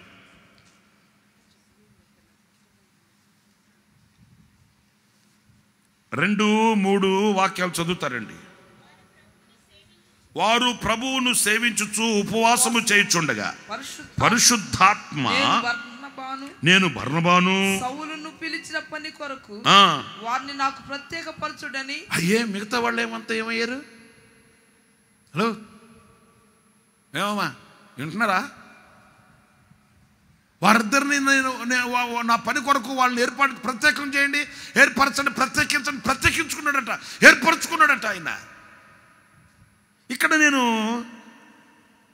వీళ్ళని ఎందుకు ఆయన ఏర్పాటు చేసుకున్నాడు? ఏర్పాటు చేయబడిన ఏర్పరచుకున్న వాని కర్ర. మరి ఎందుకు ఏర్పాటు చేసుకున్నాడు వీళ్ళని? వాళ్ళట ఉపవాసం ఉండి ప్రార్థన చేసుకుంటున్నారంట. ఆమేన్, ఆమేన్ చెప్పండి, గట్టిగా చెప్పండి, గట్టిగా చెప్పండి. ఏ ప్రార్థన చేసుకుంటున్నారండి? నాకు బండ శివుడు అండి, గట్టిగా చెప్పండి. వెనకున్న కూడా చెప్పండి. మీలో కొంతమంది ఇండ్లలో తినింది చాలక, ట్రైన్లో తినింది చాలక, హోటల్లో తినింది చాలక, 7 గంటలకు తినింది చాలక, 9 గంటలకు తినింది చాలక, ఇంత తిన్నా వంట పట్టక ఇక్కడ కూర్చుని కూడా తింటున్నారు కొంతమంది. నేను నిర్ధారణగా నిక్కచ్చిగా విశ్వాసంతో చెప్తున్నారండి, మీరు టన్నులు తిన్నా మీకు వంట పట్టకుండా పోవుగాక. నిచ్చి నేను ఆమెనల్లా, మీరే అన్నారు ఆమెనని. మీరే అంటే ఇంక నేనేం చేస్తానంటే, ఎందుకంటే మీరు ఇంట్లో తిని, వీధిలో తిని, హోటల్లో తిని, అక్కడ తిని చాలకి ఇక్కడ కూర్చుని కూడా తింటున్నారంటే దేవుని సన్నిధిలో అట్టు చేయొచ్చండి? చేయకూడదు కదా. దేవుని మాటలు వినాల్సిన వాళ్ళు ప్యాకెట్లు అయిపోతుంటే మీరు వెళ్ళిన తర్వాత అరటికాయ తొక్కలు ఎత్తలేక సస్తున్నాం మేము. పైపెచ్చు ఏంటంటే ముందున్న వాళ్ళ దగ్గరే ఇంత శనక్కాయ పొట్టు ఉంటుంది. ఎంత కృపో వీళ్ళకి, ఎంత కృపో. ఎవడు కంటపడకుండా నోట్లో వేసుకుని అంటున్నారు. అయ్య బాబో కృపరా స్వామి, కృప, అత్యధికమైన కృప కుమ్మరించాడు దేవుడు మీ మీద. పక్కనోడు కూడా తెలియకుండా నోట్లో మింగేటట్లు కృప ఇచ్చాడు దేవుడు. వాళ్ళు ఏ ప్రార్థన చేశారంట? పాప్కార్న్ ప్యాకెట్లు తిని ఉపవాస ప్రార్థన. మాట్లాడండి మీరు. మరి దేవుడు మిమ్మల్ని చిగురింప చేయాలంటే ఎట్లా చేస్తాడు? ఆశీర్వదించాలయ్యా, వెళ్ళేటప్పుడు లారీ నిండా లోడ్ ఎత్తుకొని పోవాలయ్యా. లారీ ఎత్తుకు ట్రైన్ తెచ్చుకోకపోయావమ్మా? కడుపు కట్టుకొని, నోరు కుట్టుకొని, కన్నీళ్లు పెట్టి ప్రభు దగ్గర ప్రార్థన చేసి మొరపెట్టుకుంటున్నారండి వాళ్ళు. హలో వింటున్నారా? తిండి కాదు, ఉపేక్షించుకొని, నలగగొట్టుకొని, ప్రతిష్ఠించుకొని. ఏంటి ఉపవాస ప్రార్థన అంటే? అమ్మా ఏంటి ఉపవాస ప్రార్థన అంటే? కాసేపు కూర్చొని ఆ తర్వాత మెల్లగా కాళ్ళు చాపి ఆ తర్వాత చేతులు పెట్టి ఇక మెల్లగా నక్షత్రాలు విచిత్రంగా లెక్క పెట్టడమా ఉపవాస ప్రార్థన అంటే? దేవుడు నీలో ఉన్న మరణాన్ని, నీలో ఉన్న ఆ నిర్జీవమైన దానిని, చీకటిని తీసివేసి ఒక నూతన జీవితాన్ని ప్రసాదించడానికి, నూతన జీవాన్ని అనుగ్రహించడానికి ఆయన బలమైన హస్తం నిన్ను తాకాలి రాత్రి. హల్లెలూయా, హల్లెలూయా. శక్తి కలిగిన దేవుని హస్తపు స్పర్శ అనుభవించాలి రాత్రి మీరు. దానికి నీ శరీరం ఏమవ్వాలి అంటే అనుగుణంగా మలచబడాలి, మార్చబడాలి, సహకరించాలి. ఇదే గుంటూరులో ఒక హాస్పిటల్లో ప్రార్థన చేయించడానికి తీసుకెళ్ళారు నన్ను. మా విజయవాడ సంఘ పెద్ద ఒక ఆయన హాస్పిటల్లో ఉంటే ఆయనకి స్ట్రోక్ వచ్చిందని చెప్పి హాస్పిటల్లో జరిపించారు. సరే మన చర్చి బాగా పాత ఆయన, ప్రార్థన చేయడానికి వెళ్ళాను. ప్రార్థన చేసి వస్తుంటే ఒక డాక్టర్ గారు స్కోప్ వేసుకుని నాకు ఎదురుకొచ్చి అన్నా ప్రైజ్లాడు అన్నా అన్నాడు. డాక్టర్ గారు పెద్ద ఆయన వెనకాల చాలామంది డాక్టర్స్ ఉన్నారు. 7-8 మంది డాక్టర్లు ఆయన వెనకాల వస్తున్నారు. ఈయన ముందు వస్తున్నాడు చెత్త స్కోప్ వేసుకొని కోట్ వేసుకొని వస్తున్నాను చూసి, అన్నా ప్రైజ్ లార్డ్ అన్నా అంటే నాకు కొంచెం గుండె జారింది. నేను ఆయన అలాగ చూస్తే ఎవరో కాదు, మన విశ్వాసే. బ్రదర్ ప్రైజ్ లార్డ్ బ్రదర్ అన్నాను. అన్న ఏంటి మీరు వచ్చారంటే ఇక్కడికి అన్నాడు. మన చర్చి ఎల్డర్ బ్రదరు సిక్ అయ్యాడు, స్ట్రోక్ వచ్చింది, బ్రెయిన్ స్ట్రోక్ అలాగా వచ్చిందంట, ఇక్కడ చేర్పించాడు బ్రదర్. అవునా ఎక్కడన్నా అంటే నాతో వచ్చిన బ్రదర్ చెప్పాడు, పలానా వార్డు అంటే, ఓ ఐసీయూలోనే ఉన్నాడా అన్న, వెళ్దామా అన్నాడు మళ్ళీ అతను డాక్టర్ గారు. అసలు సంగతి ఏంటంటే అక్కడ ఉన్న డాక్టర్లందరికీ ఆయన హెడ్. ఒకవేళ ఉన్నాడేమో ఇక్కడ నాకు తెలీదు, హెడ్. ఆయన అన్నాడు, అన్నా నేను ఇక్కడ హెడ్ అన్నా, నాకు తెలీదు ఎక్కడంటే చూసిద్దామన్నా అని వెళ్ళాడు అని రమ్మన్నాడు నన్ను కూడా. సరే నేను వెళ్ళాం. వెళ్ళగానే అసలు ఐసీయూలో ఉన్న డాక్టర్స్ అంతా అలర్ట్ అయిపోయారు, హెడ్ కదా. వస్తే వెంటనే అన్నాడు, రిపోర్ట్లు ఇవ్వండి అన్నాడు. ఆయన వాళ్ళంతా రిపోర్ట్లు తీసుకొచ్చి ఆ రోజు డ్యూటీలో ఉన్న డాక్టర్స్ అన్నీ వివరంగా చెప్తే అన్నీ చూసి అన్నాడు. అన్న ఆయన చూశాడు రిపోర్ట్లు అన్నీ చూసి ఓకే అని ఒక ప్యాడ్ ఉంటుంది కదా, ఆ ప్యాడ్కి తగిలిచ్చి ఆయన ఊరికే పేషెంట్ని అట్లా చూసి అన్న వెళదామా అన్నాడు. అంటే నేను ఆయన ఇద్దరం కలిసి మెట్లులాకి వస్తే ఆ మెట్ల దగ్గర చెప్పాడు ఆయన నాతో, అన్న ట్రీట్మెంట్ చాలా బాగా జరుగుతుంది, చాలా మంచి ట్రీట్మెంట్ జరుగుతుంది, ఇబ్బంది లేదు. అయితే డ్రాబ్యాక్ ఏంటంటే ఈ ట్రీట్మెంట్కి బాడీ సహకరించట్లేదన్నా. విన్నారండి? ట్రీట్మెంట్ వెరీ గుడ్, చాలా బాగుంది, నేను చూశాను, నేను చూసుకుంటాను కూడాను, కానీ బాడీ సహకరించట్లేదన్నా. బాడీ సహకరిస్తే చెప్పండి ట్రీట్మెంట్ సక్సెస్ అవుతుంది. నేను చెప్పేది ఏంటంటే దేవుని హస్తం ఈ రాత్రి మిమ్మల్ని తాగుతుంది. ఉండండి, ఆమె తర్వాత చెబుతులే, తాగుతుంది. దానికి మీ బాడీ మరి అది మనం ఈ పని మీదే ఉన్నాం అనుకోండి, లేకపోతే ఈ పని మీద ఉన్నాం అనుకోండి, మరి ఏం జరుగుతుంది ఏంటి? వాళ్ళు ప్రత్యేకించబడడానికి గల కారణం, దేవుని దృష్టి వాళ్ళని మీద పడడానికి గల కారణం, దేవుడు వాళ్ళని ఏర్పాటు చేసుకోవడానికి గల కారణం, వాళ్ళు కడుపు కట్టుకొని నోరు కుట్టుకొని కాళ్ళు మడతేసుకొని వాళ్ళు ప్రభు సన్నిధిలో కూర్చొని ఉన్నారండి. ప్రభువా మా ఫ్యూచర్ ఏంటి, ప్రభువా మేము ఏం చేయాలి, ప్రభువా మా గతి ఏంటి, ప్రభువా మేము ఎక్కడికి వెళ్ళాలి, ప్రభువా మేము ఏం చేయాలో మాకు చెప్పునైనా అని వాళ్ళు ఉపవాస ప్రార్థన చేసుకొని కూర్చొని ప్రార్థన చేసుకుంటుంటే దేవుడు అంటాడు, వీళ్ళని ప్రత్యేకించండి. స్తోత్రం. ఈ రాత్రి మీలో ఎంతమందిని ప్రత్యేకించుకుంటాడో ఆయన నాకు తెలియదు. ఆమేన్. ప్రత్యేకించబడిన వాని కర్ర చెప్పండి, గట్టిగా చెప్పండి. మరి మిగతా వాళ్ళ సంగతి ఏంటి? నా మనస్ఫూర్తిగా నేను కోరుకుంటున్నాను, మిగతా వాళ్ళు అన్నానే అలాంటి వాళ్ళు ఎవ్వరు మిగలకూడదు. మీ అందరి మీద ఆయన హస్తం పెట్టబడునుగాక, ఆయన మిమ్మల్ని ఏర్పరచుకొనుగాక, ఆయన మిమ్మల్ని ప్రత్యేకించుకొనుగాక, ఆయన మిమ్మల్ని చిగురింపచేయుగాక. హల్లెలూయా. వాళ్ళు ప్రభు సన్నిధిలో మొరపెట్టే ప్రజలండి. వాళ్ళు ప్రభు సన్నిధిలో ప్రార్థిస్తున్నారు, మొరపెట్టుకుంటున్నారు, కన్నీళ్లు కార్చుకుంటున్నారు. ఈ రాత్రి మీలో ఎంతమంది ఆ స్థితికి దిగి వస్తారో నాకు తెలియదు. లేదన్నయ్యా మా పక్కింటి వాళ్ళు రమ్మంటే వచ్చానన్నయ్యా, లేకపోతే మా ఎదురింటి వాళ్ళు రమ్మంటే వచ్చానన్నయ్య, ఏదో కాసేపు చూసి కాసేపు కూర్చొని వెళ్ళిపోదాం అనుకుంటున్నాను అని అంటే అట్లాగే కూర్చొని అలాగే కాసేపు ఉండి వెళ్ళిపో, నేను చేసేది ఏం లేదు. లేదు, నాలో ఒక పెనుమార్పు కలగాలి, నా కష్టకాలం తొలగాలి, నా ఎండిన నిర్జీవమైన స్థితి పోవాలి, నాలో ఒక నూతనత్వం కలగాలి. ఆమేన్. హల్లెలూయా, హల్లెలూయా. నేను చిగురించాలి, నా బ్రతుకు మోడు బారినట్లుగా ఉండకూడదు, నేను ఫలించాలి అనే ఆశ మీకు కలిగితే ఈ రాత్రి ఆ మోకాళ్ళ మీదకి మీరు రావాలి. ఆమేన్. ఎక్కడికి రావాలి? మీరు ఆ మొర పెట్టుకుని ప్రభుత్వం చెప్పుకుని ప్రార్థించుకున్న ఉపవాస ప్రార్థన దీక్షలోనికి మీరు రావాలి. హల్లెలూయా. మీకు ఇంకొక మాట కూడా నేను అనుభవపూర్వకంగా మాట ఆపనా? ఈ హోసన్న మినిస్ట్రీస్ ఇంతగా అనతి కాలంలోని ప్రబలిపోవడానికి నాకు తెలిసిన చిన్న అనుభవంలో నేను చెప్పగలను, ఉపవాస ప్రార్థనల శక్తి అండి. ఉపవాస ప్రార్థనల శక్తి. అవును, నాకు తెలిసి నా చిన్న అనుభవంలో నేను గుర్తించగలిగింది, నేను నమ్మగలిగింది ఒకటే. ఎందుకంటే ఒక నెలలో మన ఆత్మీయ తండ్రి దైవజనులు లేసన్న గారు ఒక నెలలో ఎన్ని ఉపవాస ప్రార్థనలు నడిపించేవాడు.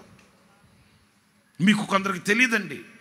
5వ తారీఖు ఒక ఉపవాస ప్రార్థన, 7వ తేదీ ఒక ఉపవాస ప్రార్థన, మరలా ఏమో 10వ తేదీ ఒక ఉపవాస ప్రార్థన, మరలా ఏమో 20వ తేదీ ఒక ఉపవాస ప్రార్థన, మరలా 25వ తేదీ ఒక ఉపవాస ప్రార్థన, మరలా నెలాఖరకు ఒక ఉపవాస.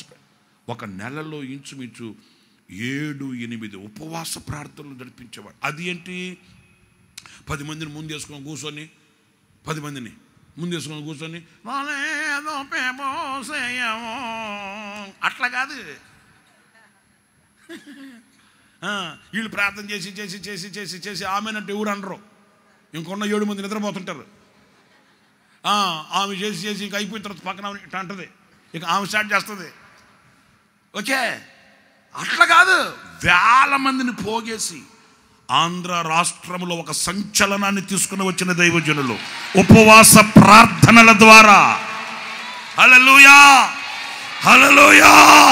మన తెలుగు రాష్ట్రాలలో ఒక సంచలనాత్మకమైన ఉద్యమాన్ని కళ్ళతో చూసిన, కళ్ళకి చూపించిన ఒక దైవజనులు యేసన్న గారు ఈ హోసన్నా మినిస్ట్రీస్ ని ఇంతగా విస్తరణలోకి తీసుకుని వెళ్ళడానికి గల కారణం ఉపవాస ప్రార్థనలు. ఉపవాస ప్రార్థనలు అండి.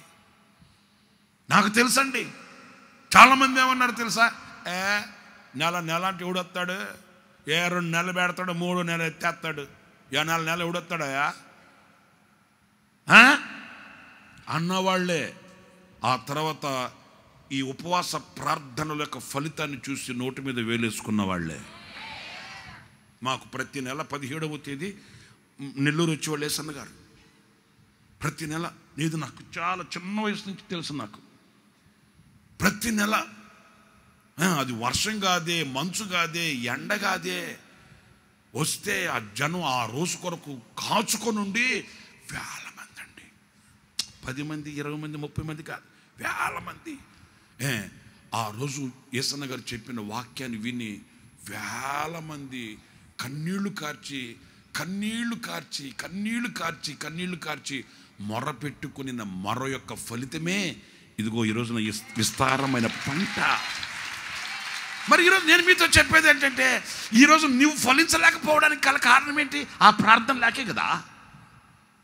ఈరోజు నీ కార్యాలు సఫలం కాకపోవడానికి గల కారణం ఏంటి? అలాగే నువ్వు దేవుని సన్నిధిలో ఒడంబడిక చేసుకుని మొరపెట్టలేకే కదా.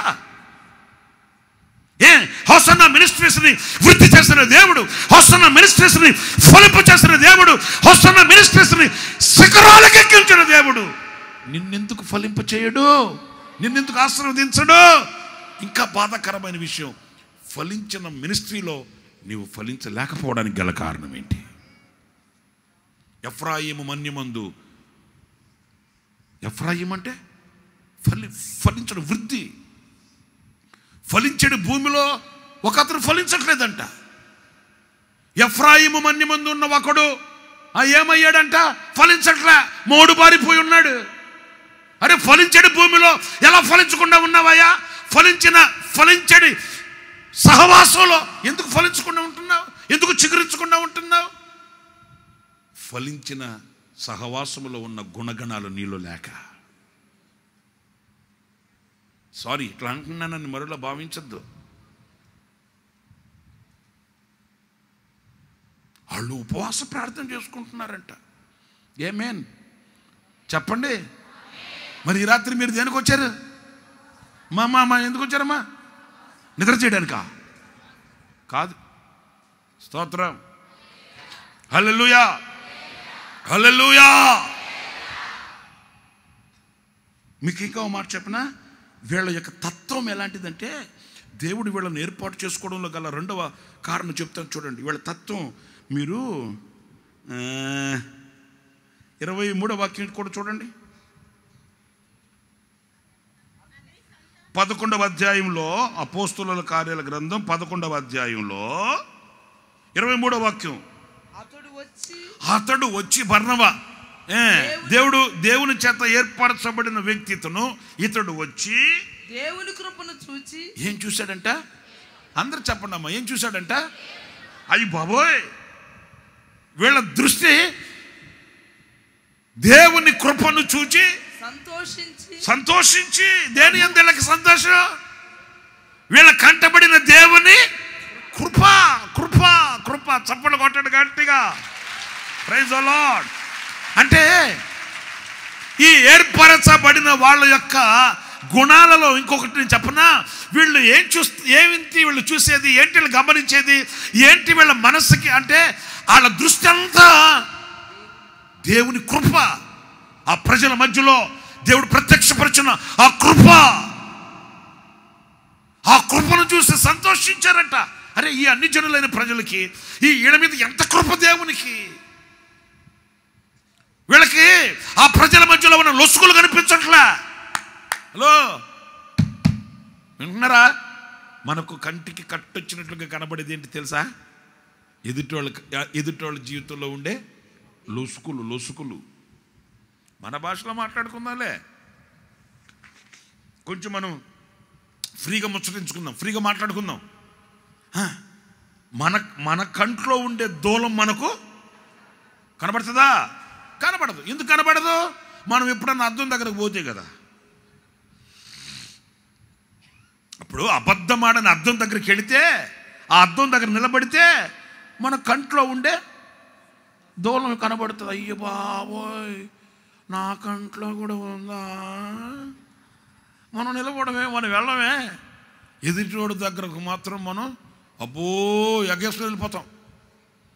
నీ సూపు బాగుందా, నీ నడక బాగుందా, ఓ పాట పాడేస్తాం. నిజం, ఒక ఇట్లాగా పాడుతుంది పాట. ఈ సంతోషము నీకు కావాలినా, ఈ సంతోషము నీకు కావాలినా అంటనే ఉంది, కానీ శరణంలోకి వెళ్ళట్లే. ఇంకా వెళుతుంది వెళ్ళట్లే. ఈ సంతోషము అంటుండే. ఆపరా మైక్ ఆపరా. నేను ఆమెను అడిగా, అమ్మ నీకుందా అని అడిగా. ఆమె అంటారు, అది లాకే ఇక్కడికి వచ్చిందే. మరి నీకు లేని సంతోషం ఇంకొకరు ఉందా అని అడగడం ఏంటమ్మా? ఏంటి మాటలు చూస్తారేంటి నన్ను? ఈ సంతోషము నీకు కావాలేనా, మరి నీకుందా? ఎక్కడుంది నాయన? అది లేకే కదా నాయన గుండె గుప్పెట్లు పెట్టుకుని వచ్చింది ఇక్కడికి. ఎంత ప్రమాదకరమో!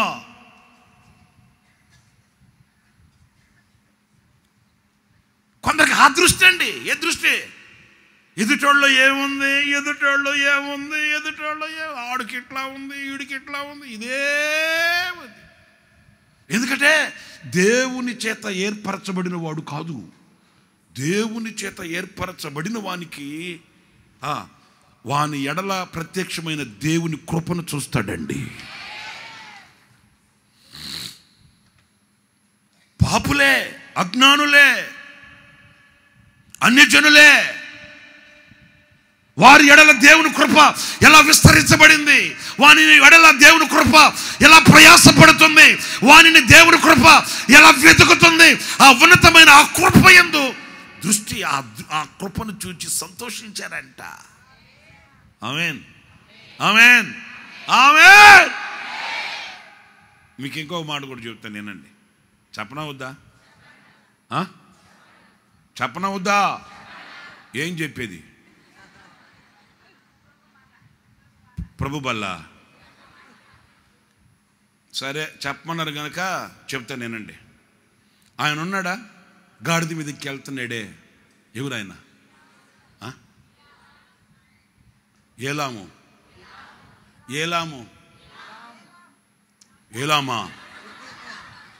బిలాము. దేని మీద ఎక్కి వెళ్తున్నాడు ఆయన? ఎందుకు ఇక్కడ గాడిద?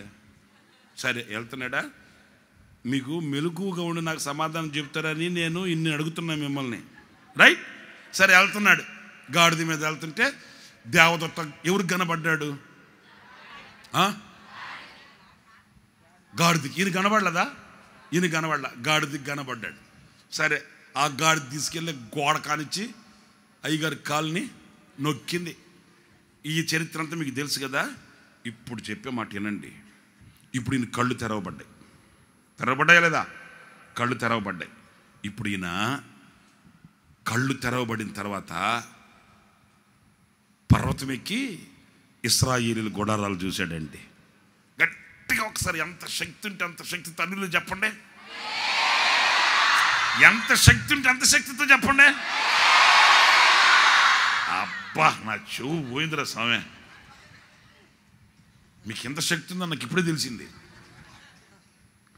ఆ పర్వతం మీదకి ఎక్కి ఇశ్రాయేలీయుల గుడారాలు చూసి ఏమన్నాడు తెలుసండి? నేను చెప్తానన్నండి. నన్ను చెప్పనండి, మైకి నాకు ఇచ్చింది అందుకేగా. ఈ ఇశ్రాయేలీయుల గుడారాలను చూసి ఏమన్నాడు తెలుసా? యాకోబు నీ గుడారం, ఇశ్రాయేలు నీ నివాస స్థానములు ఎంత రమ్యంగా ఉన్నాయ్యా అన్నాడా లేదా? మీరు చెప్పండి, అన్నాడా లేదా? ఇప్పుడు నేను ఆయన అడుగుతా, బిలాము గారిని ఏమడుగుతానంటే, ఏయ్యా వాళ్ళ గుడారాలు వాళ్ళ గుడిసెలు నీకు అంత రమ్యంగా కనపడ్డాయా? ఆ గుడారాల్లో ఏం లొసుకులు లేవా? అత్త కోడల మధ్యలో గొడవలు లేవా? కొడుకు తండ్రి మధ్యలో గొడవలు లేవా? ఇశ్రాయేలీల మధ్యలో ఉన్న గొడవలు తీర్చలేకే కదా మోషే వెళ్ళిపోయి 3 రోజుల పాటు కంటికి కనబడకుండా వ్యవహారాలు వేసుకుంటూ కూర్చుంటే మామ వచ్చి ఏమన్నాడు? ఏయ్ మోషే, నువ్వు ఇట్లేక కనుక చేసుకుంటా ఉన్నావంటే తొందరగా చేస్తావు. ఏ పనిలో నీకు గొడవలకి నువ్వు పంచాయతీలు పెట్టుకుంటూ పోతా ఉంటే ఏంటి పరిస్థితి? ఓ పని చేయి, 1000 మందికి ఒకరిని 100 మంది అట్లాగా డివైడ్ చేసేసాయి. ఏదైనా మెయిన్ ఏదన్నా ఉంటే అవి నీ దగ్గరకు వస్తాయి. అంటే 3 రోజుల పాటు కూర్చొని పంచాయతీ పెట్టిన తీరనన్ని లొసుకులు ఉన్నాయి ఇశ్రాయేలీయుల గుడారాల్లో. ఇప్పుడు ఈయనేమంటాడు? నీ గుడారాలు. అప్పుడు బిలాము నాతో ఏమంటాడంటే, అయ్యా నా కనులు మూయబడినప్పుడు నాకు కూడా ఎన్ని కనబడ్డాయి. ఇప్పుడు నా కనులు తెరవబడిన తర్వాత ఈ దరిద్రం ఏమీ నాకు కనబడట్లే. ఆ గుడారాలలో ఉన్న రమ్యతే నాకు కనిపిస్తుంది. హల్లెలూయా. అంటే డైరెక్ట్ చెప్పేనా? కనులు తెరవబడిన వాడు చూసేది ఏంటంటే రమ్యమైన వాటిని చూస్తాడు. ఈ దరిద్రం ఉంటుంది, చెత్త చెదారు, అట్టంట పేపర్ అంట, అట్టంట అట్ట కాదు ఇట్ట. ఈ కనులు తెరవబడిన వానికి ఇదే, కనులు మూయబడిన వానికి ఇదేనండి. కనులు తెరవబడిన వాడు రమ్యమైన వాటిని చూస్తాడు. అతని దృష్టి అంతా శ్రేష్టమైన వాటి మీద ఉంటుంది. ఏమే ఇతడట దేవుని కృపను చూచి సంతోషించి స్థిర హృదయంతో ప్రభువుని హత్తుకొనవలెనని వాళ్ళని హెచ్చరించాడంట. అంటే వీళ్ళు స్థిర హృదయంతో ప్రభువుని హత్తుకొని ఉన్నారు గనుక, దేవుని కృపను చూచిన వ్యక్తులు గనుక, దేవుడితో అనుబంధం సహవాసం కలిగిన వారు గనుక దేవుడు వారి యందు దృష్టి నిలిపి వాళ్ళని ప్రత్యేకించుకున్నాడండి. ఇప్పుడు నేను మీతో చెప్తున్నాను, దేవుడు మిమ్మల్ని ఏర్పాటు చేసుకోవాలి, మీరు చిగురించాలి, మీరు ఫలించాలి, మీరు వృద్ధి చెందాలి, మీరు జీవము కలిగిన వారు కావాలంటే మీరు దేవుని కృపను చూడాలి. రెండవది మీ దృష్టి రమ్యమైన వాటి మీద పడాలి. స్థిర హృదయంతో ప్రభువుని హత్తుకోవాలి. తాత్కాలికంగా కాదండి. 2 నెలలు వెళ్దాం, మేలు జరిగితే 3 నెలలు వెళ్దాం, లేకపోతే డుమ్మా కొట్టేస్తాం. వింటున్నారా? 3 నెలలు అయ్యా, నేను 5 నెలల మొక్కుబడి చేసుకున్నాను అయ్యా. 5 నెలలు ఏమో ఈ మొక్కుబడి చేసుకోకపోతే 5 నెలలు మొక్కుబడి చేసుకున్నానా, 5 నెలలు వస్తా. నేను అనుకున్న కానీ జరిగితే 6వ నెల వస్తా. ఇలాంటి వాళ్ళకి ఏం జరగదు, ఇలాంటి వాళ్ళకి ఏ అద్భుతం మేలు జరగదు. ఎందుకంటే వీడు స్థిర హృదయంతో ప్రభువుని హత్తుకున్న వాళ్ళు కాదు. స్థిర హృదయంతో అంటే ఏంటి చెప్పనండి? చావైనా రేవైనా ఆయన పాదాల దగ్గర పడిపోవడం. హల్లెలూయా. మేలు చేస్తాడు అని కాదు, ఆయన చేసినా చేయకపోయినా, ఆయన ఇచ్చినా ఇవ్వకపోయినా. నేను గతంలో కూడా ఒకసారి చెప్పాను కదండి, నీవు లేని లోకాన నేను ఏంటి ఏంటి? నా ప్రేమ ప్రపంచము నీవేనయ్యా. నీవు లేని లోకాన నేను ఉండలేనంటే ఏ లోకం? ఆ లోకం ఏ లోకం చెప్పనా? మా లోకం చెప్పనా? అది ఏ లోకమైనా, అది ఏ లోకమైనా, ఈ లోకమో ఆ లోకమో ఏ లోకమో, నీవు లేని ఏ లోకం నాకొద్దు. నేను ఉండలేను అక్కడ. నీవు ఎక్కడుంటే అక్కడ ఉంటా, అంతే. వింటున్నారని చెప్పిన మాట అర్థమైందా? అర్థమైందా? వ్యర్థమైందా? వింటున్నారా? వింటున్నారా? వింటున్నట్టు నటిస్తున్నారా? మరి ఏంటి? నాకు మేలు జరిగితే వస్తా, అమ్మాయికి పెళ్లి జరిగితేనే వస్తా, అబ్బాయికి ఉద్యోగం వస్తేనే వస్తా, నాకు జరగలేదనుకో నేను రాను కాదు, ఎప్పటికీ జరగదు నీకు అది. ఎందుకంటే నువ్వు స్థిర హృదయంతో హత్తుకోవాలి ప్రభుని. ప్రభు ఇచ్చే వాటిల్ని కాదు నువ్వు హత్తుకోవాల్సింది, ప్రభువుని హత్తుకోవాలి. నీవు లేని లోకాన నేను ఉండలేనయ్యా. నా ప్రేమ ప్రపంచము నీవేనయ్యా. నా ప్రాణం నా ధ్యానం నీవేనయ్యా. నీకే గాన స్తుతి మాలిక, నీ కొరకే నా నీకేగా నా స్తుతి మాలిక, నీ కొరకే ఈ ఘన వేదిక. నీ ప్రేమ నాపై చల్లారిపోదే, మరణానికైనా వెనుదిరుగలేదే. మనలేను నిన్ను చూడక, మహాగణుడ నా యేసయ్యా. నీకేగా నా స్తుతి మాలిక, నీ కొరకే ఈ ఘన వేదిక. హల్లెలూయా! శబ్దం హల్లెలూయా! హల్లెలూయా! నా ప్రియమైన సహోదరులారా, మరి ఆయన వారిని ఏర్పరచుకున్నాడంట, వాళ్ళ కర్ర చిగుర్చిందంట, వాళ్ళ సేవ ఫలించిందంట, దేవుడు వాళ్ళని వృద్ధి చేశాడట. ఎందుకంటే వాళ్ళు దేవునిని హత్తుకొని, మీరందరూ చెప్పండి, ఎవరిని హత్తుకొని? గట్టిగా చెప్పాలి, ఎవరిని హత్తుకొని? నేను మిమ్మల్ని ఒక మాట్లాడుతాను, ఏమనుకోరు కదా? అనుకుంటారా? అనుకోరా? మాట్లాడండి స్వామి, అనుకోరా? మరి ఏమనుకోకపోతే నేను చెప్పి ప్రయోజనం ఏముంది? మీరు ఏమన్నానండి మాకేమీ కాదు చెప్పుగా, అట్లాగంటే అట్లా చెప్పనవద్దా? ఏమిలా నేను అడిగేది, మీరు ప్రభువుని హత్తుకొని బ్రతుకుతున్నారా, లోకాన్ని హత్తుకొని బ్రతుకుతున్నారా అని అడుగుతున్నా, అంతే. ఇంకేం అడుగుతానేంటి మిమ్మల్ని? ఇప్పుడు నిద్రలేసినా కూడా ఆ మాట అంటే ఎట్ట కుదురుతుంది చెప్పు? గట్టిగా చెప్పండి. ఎవరిని హత్తుకోవాలి? ఎవరిని హత్తుకోవాలి? ఎవరిని పట్టుకోవాలి? ఎవరిని వెంబడించాలి? ఎవరిని స్నేహించాలి? ఆయన్ని హత్తుకుంటే, హత్తుకునే మనసుంటే, ఆ కృపను చూడగలిగిన మనసుంటే, ప్రార్థించగలిగిన మనసుంటే, ఆ మనసున్న మనుషుల్ని ఆయన ఏర్పాటు చేసుకుంటాడు. మరి రాత్రి మీరు పరీక్ష చేసుకోండి, అలాంటి మనసు నీకుందా? ప్రభు సన్నిధిలో మొరపెట్టాలి, ప్రార్థన చేయాలి, కన్నీళ్లు కార్చాలి, ఆయన దగ్గర ఆలోచన చూసుకోవాలి అనే మనసుందా? లేకపోతే ఎవరో దగ్గరికి వెళదాం, ఎవరినో అడుగుదాం, వాళ్ళని అడిగి వీళ్ళని అడిగి, లేకపోతే ఎవరు లేకపోతే చిలక దగ్గరికి వెళ్ళి, చిలక నా బతికేంటి చెప్పా? ఆ చిలక అంటది, నా బతికే బాగలేక ఈడి చేతిలో దొరికాను రా, నా బతికే బాగలేకపోతే నీ బతికి నేనేం చెప్పేదిరా కదండి. కాదు, ప్రభు సన్నిధిలో మోకరించగలగాలి, ప్రభు దగ్గర అర్జించగలగాలి, ప్రభు దగ్గర మనం మొరపెట్టుకోగలగాలి. కృపను చూడాలి, కృపను చూడాలి. ఆమేన్. కృపని మనం ఆధారం చేసుకోవాలి. స్థిర హృదయంతో ప్రభువును హత్తుకోవాలి. ఆనాడు నువ్వు చిగురించగలుగుతావు. ఇంకొక మాట చెప్పనా ఆపనా? నిజం చెప్పండి. నిజమా? నిజమే.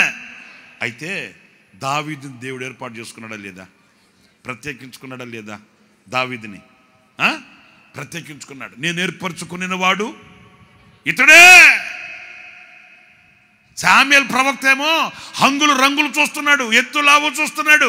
ఇంకా అబ్బా అబ్బా అబ్బా అంటుంటే దేవుడు అన్నాడు అబ్బా కాదు, ఇటు చూడు, కాదు ప్రభా, అబ్బబ్బబ్బా ఈడు నడక, ఈడు అబ్బో అంటుంటే దేవుడు అన్నాడు శామ్యూయేల్ అయ్యా చెప్పాయా, ఇటు తిరుగు. అది తిరిగానయ్యా, ఇటు వస్తున్నాడు చూడు ఇంకొకడు. ఎవరు వచ్చేది?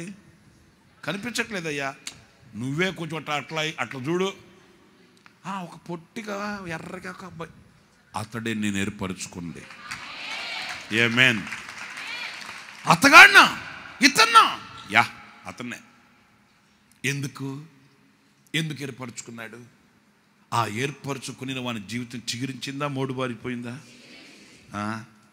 40 సంవత్సరాల పరిపాలనలో కత్తి బట్టిన కలం బట్టిన ఎదురు లేదు దావీదుకి. ఆయన గుండెల్లో నుంచి ప్రవహించిన ప్రవాహం, ఆయన కలము నుంచి జారువాలిన ముత్యాల మూటలే క్రైస్తవ లోకానికి రోజున ఆరాధనకి వెన్నెముకగా నిలిచాయి. 40 ఏళ్ల పరిపాలనలో సాటి లేని, ఎదురు లేని పరిపాలన పరిపాలించాడంటే దేవుడు ఆయన ఏర్పాటు చేసుకున్నాడండి. ఎందుకు ఏర్పాటు చేసుకున్నాడండి? రోజు మటన్ తీసుకెళ్తాడనా? దావీదుని ఏర్పాటు చేసుకుంటే రోజు కైమ తెస్తాడు, కైమ కమ్మగా తినచ్చు అన్నా? కాదు. ఎందుకు ఏర్పాటు చేసుకున్నాడంటే ఒక 2 క్యారెక్టర్స్ మనకు తెలిసినవే, ఒక 2 క్యారెక్టర్స్ మీ ముందు పెడతాను. ఒకటి దావీదులో ఉన్న కృతజ్ఞత. ఏంటది? కృతజ్ఞత. దావీదులో ఉన్న కృతజ్ఞత. అయ్యా బాబోయ్, ఎంత కృతజ్ఞత దావీదుకి. ఒక రోజైతే దావీదు దేవుని సన్నిధిలో ఉండపట్టలేక అంత ఉన్నత స్థితిలో ఉన్నవాడండి. ఇక లోకాన్ని మర్చిపోయాడు, ఎక్కడున్నాడో మర్చిపోయాడు. డాన్స్ వేసేసాడండి, నాట్యం ఆడేశాడండి. ఆమె చెప్పకపోయారా? ఇప్పుడు మన వాళ్ళు ఉన్నారు కొంతమంది, ఆరాధన చేయడే, అదిగో శక్తి, ఇదిగో శక్తి అంటుంటే మనవాళ్ళు ఏంటో. ఇంకో కొంతమంది అయితే ఏంటో.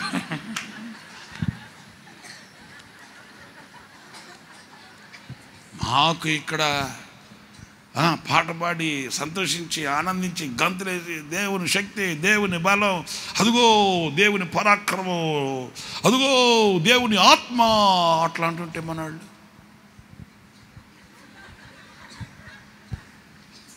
కృతజ్ఞత లేని వాళ్ళండి. ఏమనుకోవద్దండి, ఇట్లా అంటున్నానండి. లేకపోతే ఈ సంవత్సరం ప్రారంభించిన వాళ్ళు, ఈ సంవత్సరం మనతో ప్రారంభమైన వాళ్ళు మనతో ఉన్నారండి. ఈ రోజున ఎంతమంది లేరు? అడ్రస్ లేకుండా పోయారు. మనతో జనవరి 1 సంవత్సరం ప్రారంభంలో కొత్త పాట పాడుకొని కొత్త వాగ్దానాన్ని విని ఆనందంగా అడుగులు వేసిన వాళ్ళు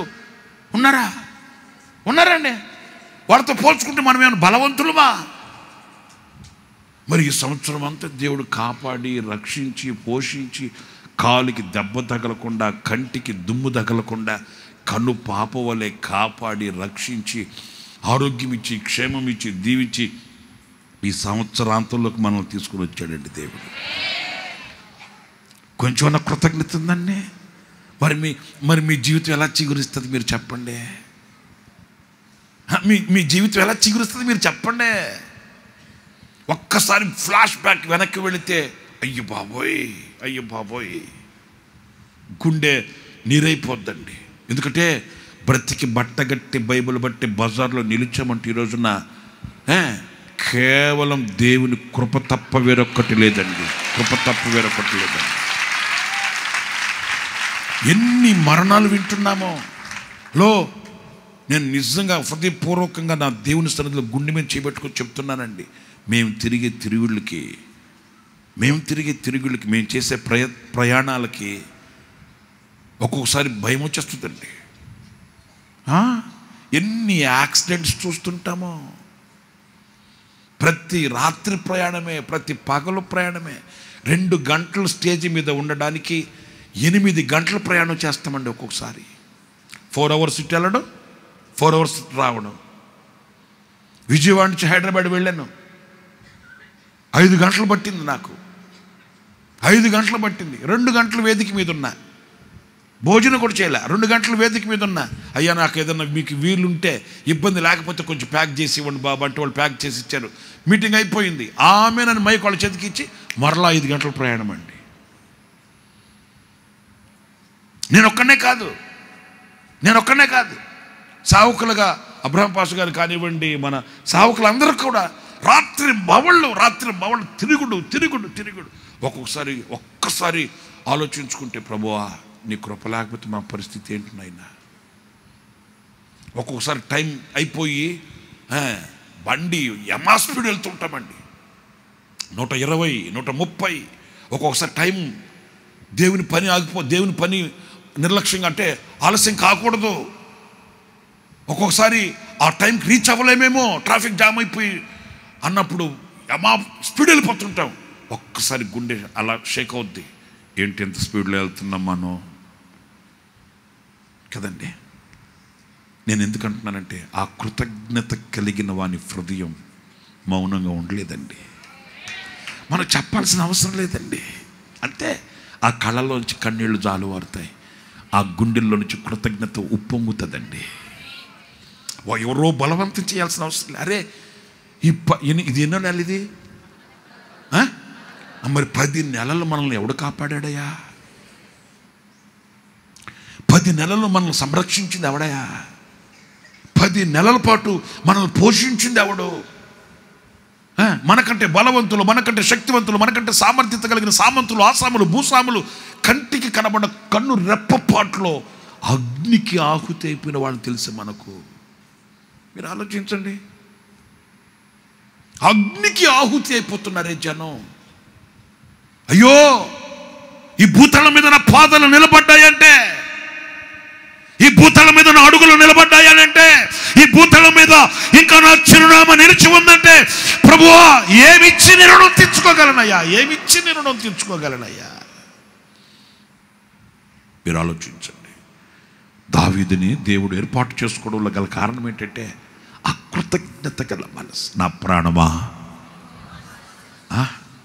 ఆయన చెప్పిన మాట మీరు చెప్తున్నారే కానీ మీ గుండెల్లో మాట ఏది?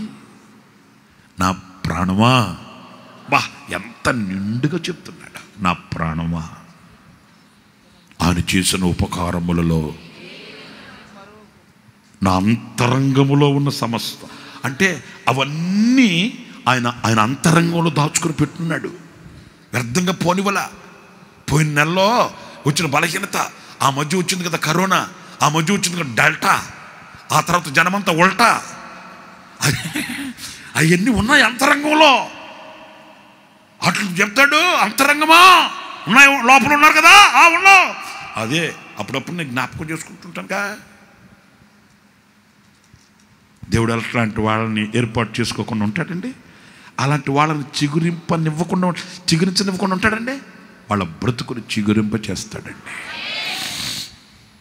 కృతజ్ఞత. నిబంధన మందసం వస్తుంటే ఇక పట్టచాలక ఆనందం ఉప్పొంగిపోయింది. ఈ భాగ్యం నాకు దొరికింది నాయన. ఇక డ్యాన్స్, నాట్యం ఆడే భార్య ఉంది. భార్య ఏం పేరు? ఏ కాలు?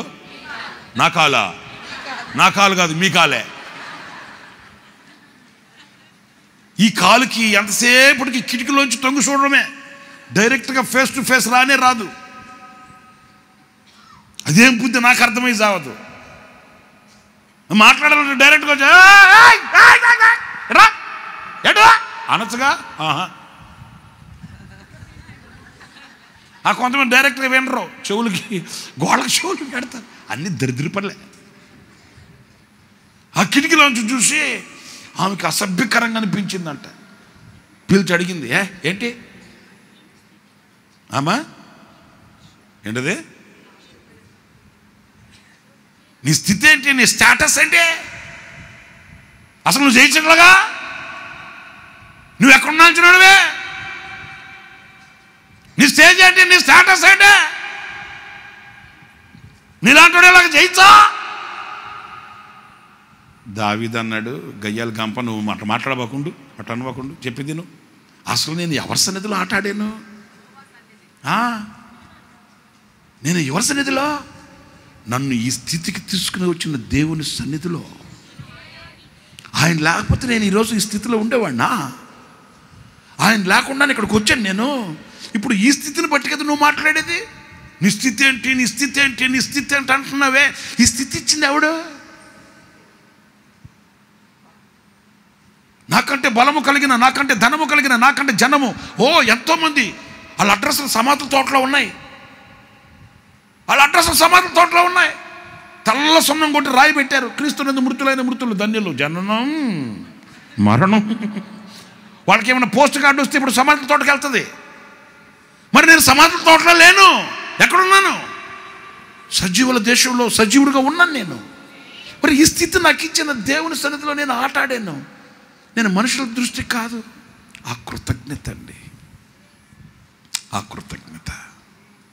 ఎప్పుడు ఆ గుండెల్లో ఆయన ఎన్నిసార్లు చెప్తాడో ఏమని, గొర్రెల దొడ్డిలో నుండి నన్ను తీసుకుని వచ్చిన దేవుడు.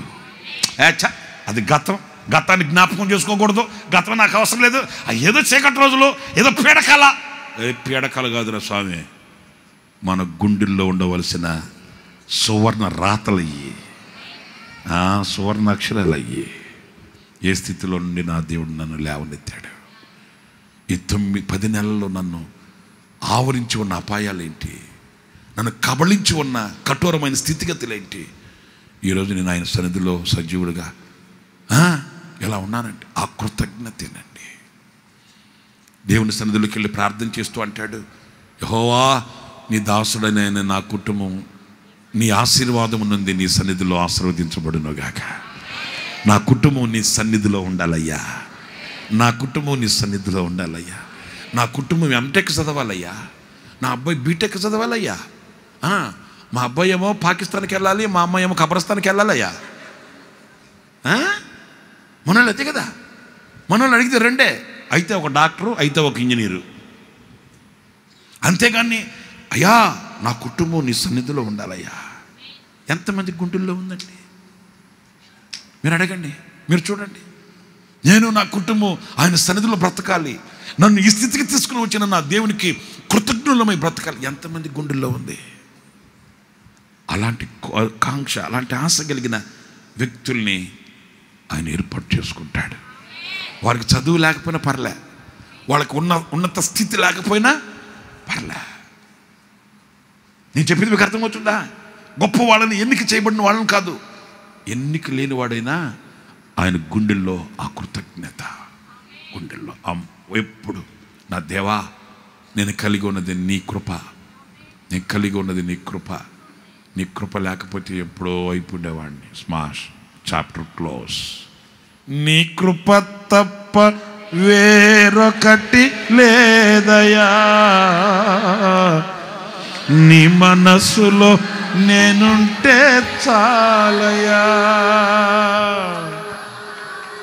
నీ కృప తప్ప వేరొకటి లేదయా, నీ మనసులో చాలయ్యా. చాలు చాలు. ఆ కృపను తలంచుకోవడం, ఆ కృపను ధ్యానించుకోవడం, మన ఎడల ప్రత్యక్షపరచిన ఆ కృపకి శిరస్సు వంచడం.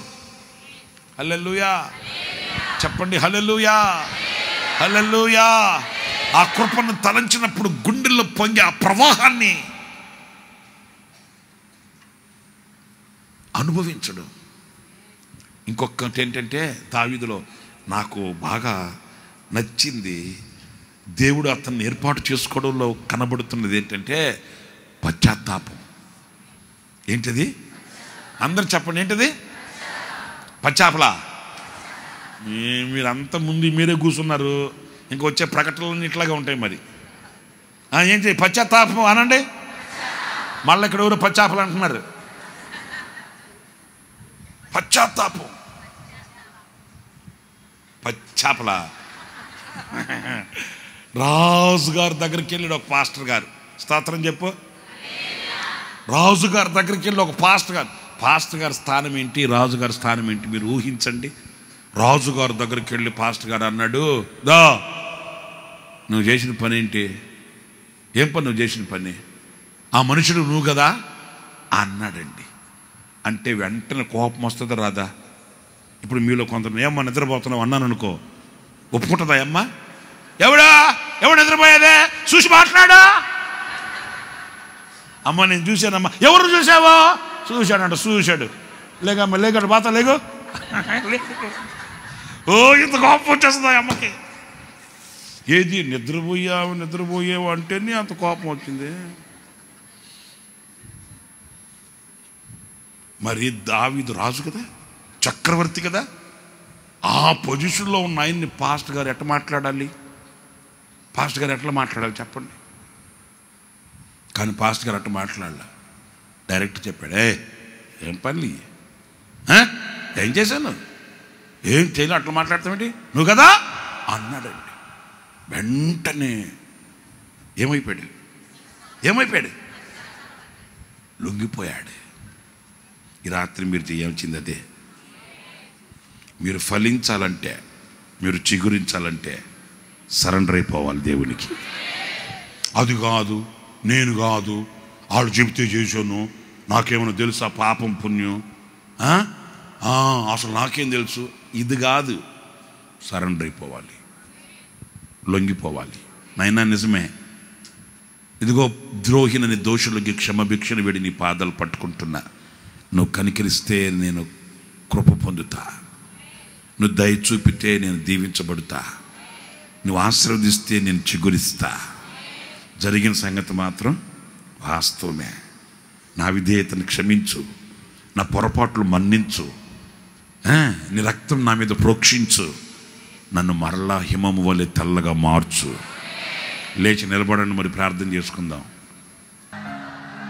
ప్రేమ స్వరూపి దయా వాత్సల్యత గల దేవ, మీ పరిశుద్ధ పుణ్యనామాన్ని బట్టి మీకు వందనాలు స్తోత్రాలు చెల్లిస్తున్నాం. గత మాసమంతా మీరు గత నెలలన్నిటిలో కూడా మాకు తోడుగా ఉండి నడిపిస్తూ వచ్చినందుకే స్తోత్రం. ఈ 11వ మాసం, ఈ సంపూర్ణ రాత్రి ఉపవాస ప్రార్థన కూడికకు ఒక పరిశుద్ధ కుటుంబంగా మా అందరిని మీరు సమకూర్చినందుకై స్తోత్రాలు చెల్లిస్తున్నాం. దయగల దేవా, మీ సేవకుని మీరు నిలిపి నీ ప్రజలకి మీరు అందించిన శ్రేష్టమైన మాటలను బట్టి మీకు స్తోత్రం చెల్లిస్తున్నాం. దేవా, ఈ పరిచర్య పట్ల, సంఘము పట్ల, మీరు అప్పగించిన ఈ జనముల పట్ల, మీరు మీ సేవకుల గుండెలో కలిగించిన భారాన్ని బట్టి మీకు స్తోత్రాలు చెల్లిస్తున్నాం. భారభరితమైన హృదయముతో స్వామి ప్రజలందరినీ హెచ్చరించి, ప్రభువా నీ ప్రజలకి కావలసిన శ్రేష్టమైన ఆహారముతో ఈ రాత్రిని ప్రజలు మీరు పోషించినందుకై స్తోత్రాలు చెల్లిస్తున్నారు స్వామి. దయగలిగిన తండ్రి, ఆయా సందర్భాల్లో దేవుని చేత ఏర్పరచబడిన వారు కూడా తండ్రి, ఏర్పరచబడిన వారు కూడా అపవాది వంచనలు పడిపోయి నీ ఏర్పాటుకు నా తండ్రి మీ చిత్తానికి వ్యతిరేకంగా కొనసాగించబడుతున్న దినాల్లో కూడి వచ్చిన ఒక్కొక్కరు మరొక్కసారి తమ ఏర్పాటును గుర్తు చేసుకొని కృపకు దూరమైన వాళ్ళందరూ కూడా అపరిమితమైన మీ కృప చేత నింపబడడానికి మీరు కృపనిచ్చినందుకే స్తోత్రం తండ్రి. ఆనాడు ప్రభు అహరోను కర్ర చిగురించబడినట్లు ఈ రాత్రి ఇక్కడ కూడి వచ్చిన ఒక్కొక్కరి ఆత్మీయ జీవితాన్ని మీరు చిగురించినందుకై స్తోత్రాలు చెల్లిస్తున్నాం. అయ్యా, మీరు ఫలభరితముగా మార్చినందుకై స్తోత్రాలు చెల్లిస్తున్నాం.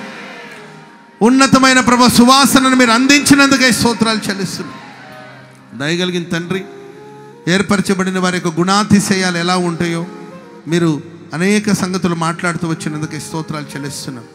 దయగలిగిన తండ్రి, ఏర్పరచబడిన వారిలో ఏ వంకరతనం ఉండకూడదని నా దేవా, ఏర్పరచబడిన వారిలో మీ యొక్క జయధ్వని ఉంటుంది, రాజు యొక్క జయధ్వని ఉంటుందని మీరు సెలవిచ్చారు.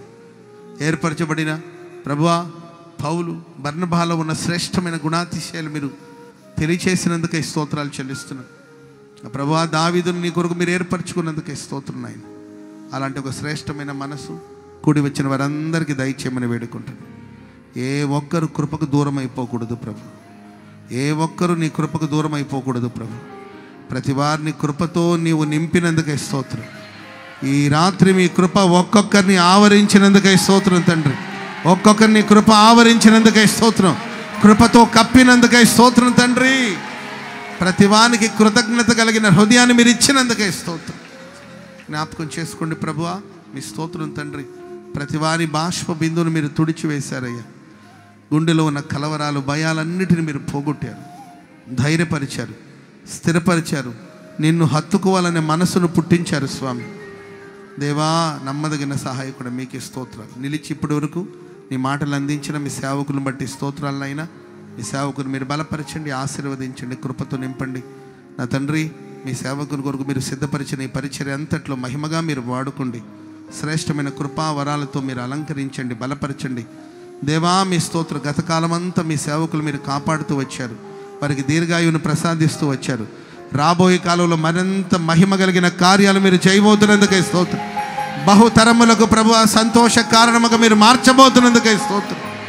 సేవలు మహింపరిచి వాడుకోండి స్వామి. మీ స్తోత్రం. మీ సేవకుని తండ్రి చేతుల మీద మీరు జరిగిస్తున్న ప్రతి పనిని బట్టి మీకు స్తోత్రం. ఈ క్యాలెండర్ల వరకు అంతా కూడా జరిగించడానికి చక్కని ఆలోచన, ఉన్నతమైన దర్శనం తండ్రి, కావలసిన ఓపిక, ఓర్పు, సహనం మీరు అనుగ్రహించి అద్భుతంగా ప్రభు ఈ పరిచయం మీరు వాడుకున్నందుకై కూడా మీకు స్తోత్రాలు చెల్లిస్తున్నాను స్వామి. తండ్రి, 22వ తారీఖు జరగబోతున్న ప్రారంభోత్సవ కార్యక్రమాన్ని కూడా మీరు మహిమకరంగా జరిగించండి.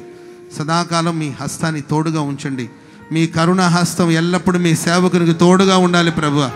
మీ సేవకుడు వెళుతున్న ప్రతి మార్గాలు మీరు తోడుగా ఉండబోతున్నందుకై స్తోత్రం. మెట్టగా ఉన్న స్థలాలు సరళం చేయబోతున్నందుకై స్తోత్రం.